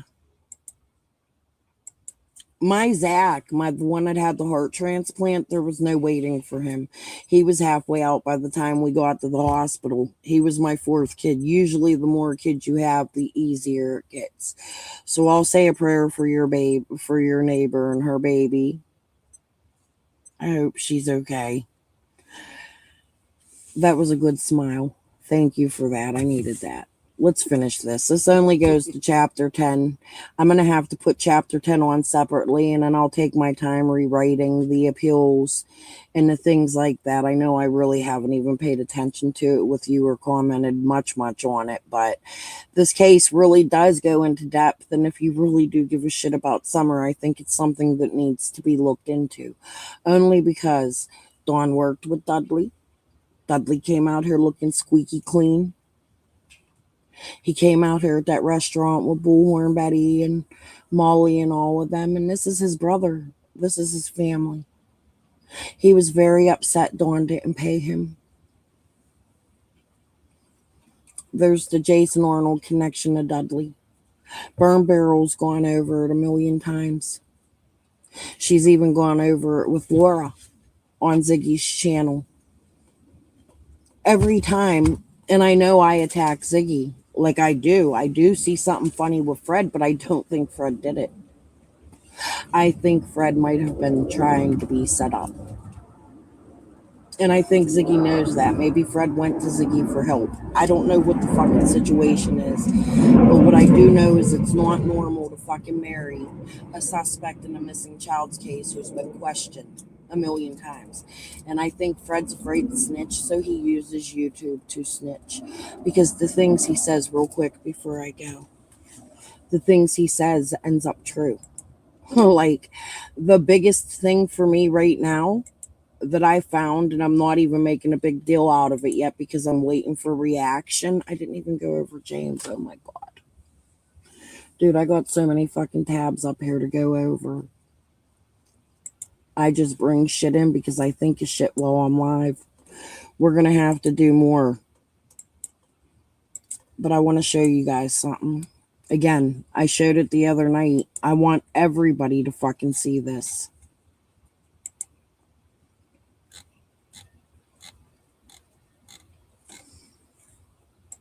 This is the Jay Ketter I was talking about. He is blood related to the We Can Bring You Hope people. And I had another thought, but I'm not even going to bring it up. Since I was talking about a bunch of shit tonight, something came to my mind, but I'm not sure. But this is what I want to show you. Fred and Ziggy talked about Playboy Knoxville. There was a Playboy that nobody's brought out yet that was arrested at a Mouse's Ears in Knoxville. You can look it up and find it. Ruby Bell is real. She worked at a strip club, the Mouse's Ear, the same one Jody Sue used to work at. But only that one used to be in Kingsport, I think, and that one got closed down or something. And now there's one in Johnson City, or the same guy owns them all. I don't know. I was trying to do some research into him. I can't find no connections to the owner to Pittsburgh. But this shit rings fucking funny to me since Fred was talking about it. Ruby Bell is a real human. A real somebody that worked at a real strip club that had real fucking possible interaction with a real fucking Playboy. Not the one they've been showing, in my opinion. But this is real. Go to the Johnson City Mouse's Ear Facebook page, and this is what you're going to find. I don't know why nobody's ever researched this. You see, the things Fred said is real. It's not fucking fake. Now, why doesn't he go to TBI with it, is the fucking question. I think he's using Facebook to make it look like games and stories, or people have put it that way because they can't believe real organized crime. Ruby Bell is real. She's actually deaf. And she makes her money off of it. She got an OnlyFans. She's a digital creator. She's a deaf dancer entertainer with lips. And she's all over the Mouse's Ears page. Pictures, videos.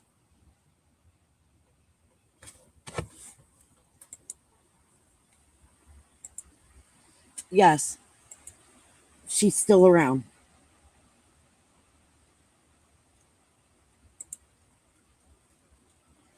Oh, did I not show it to you? I didn't take this down. Hold on. There you go. I was on the post. When I share from my computer, you have to take it down to put the YouTube shit up. And I forget. I'm not always the brightest. Nobody said I was. But yes, this is Ruby Bell. She's real. Real as fuck.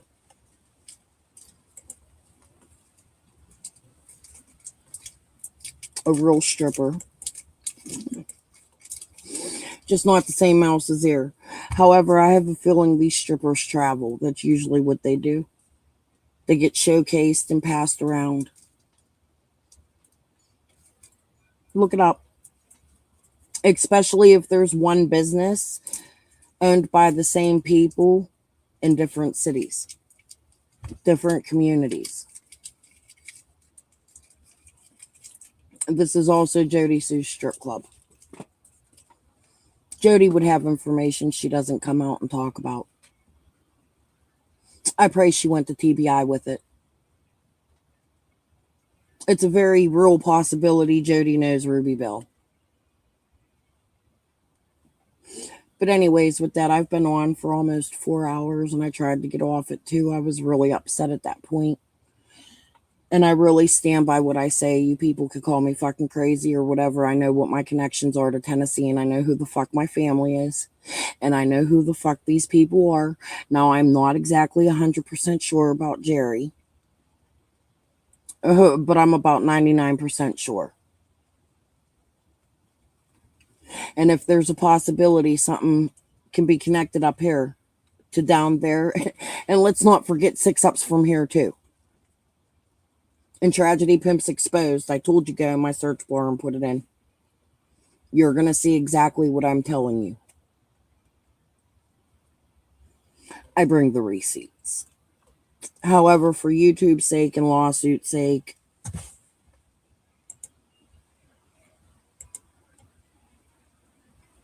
this is entertainment purposes only. Let me try to play it since, oh no, it wasn't working. That's right. I have a new disclaimer I made and I think it's cute, so I'm going to use it. I used it for Summer's Day. Which, by the way, again, guys, go watch that live I put out for Summer. It's a lot of really good information. And it's nothing like this. It's nothing like the attacks are directly talking about Summer's case. It's about talking what you could do to educate yourself and educate people in your community about human trafficking and child trafficking and assaults on children. There's a lot of numbers in there that you could call if you find yourself in a situation where you have to reach out to somebody. I think it's important that we share it and we keep the conversation in the public, especially in America, because this shit shouldn't happen here. No child should be harmed by somebody that loves them or by a stranger in any type of way like that. So I just want to make sure that you know I did that as a dedication to Summer because I didn't want to directly address Summer on June 15th. And that's not to be rude. That's because it's a somber day. Unlike Gavel and Krama, you're not going to catch me fucking twerking and collecting money. All right, guys. I'm going to get off of here. I'm exhausted. Today's my husband's day off, and I'm sitting in a tent. It's about the rain. We've heard gunshots. I just heard a weird fucking scream. I'm starting to think I should take my computer in the crib, but I kind of like it out here, so I'm going to try to see if I could just chill for a little bit and feel safe. Welcome to Pittsburgh. All right. Pesamore, peace and love. Good night.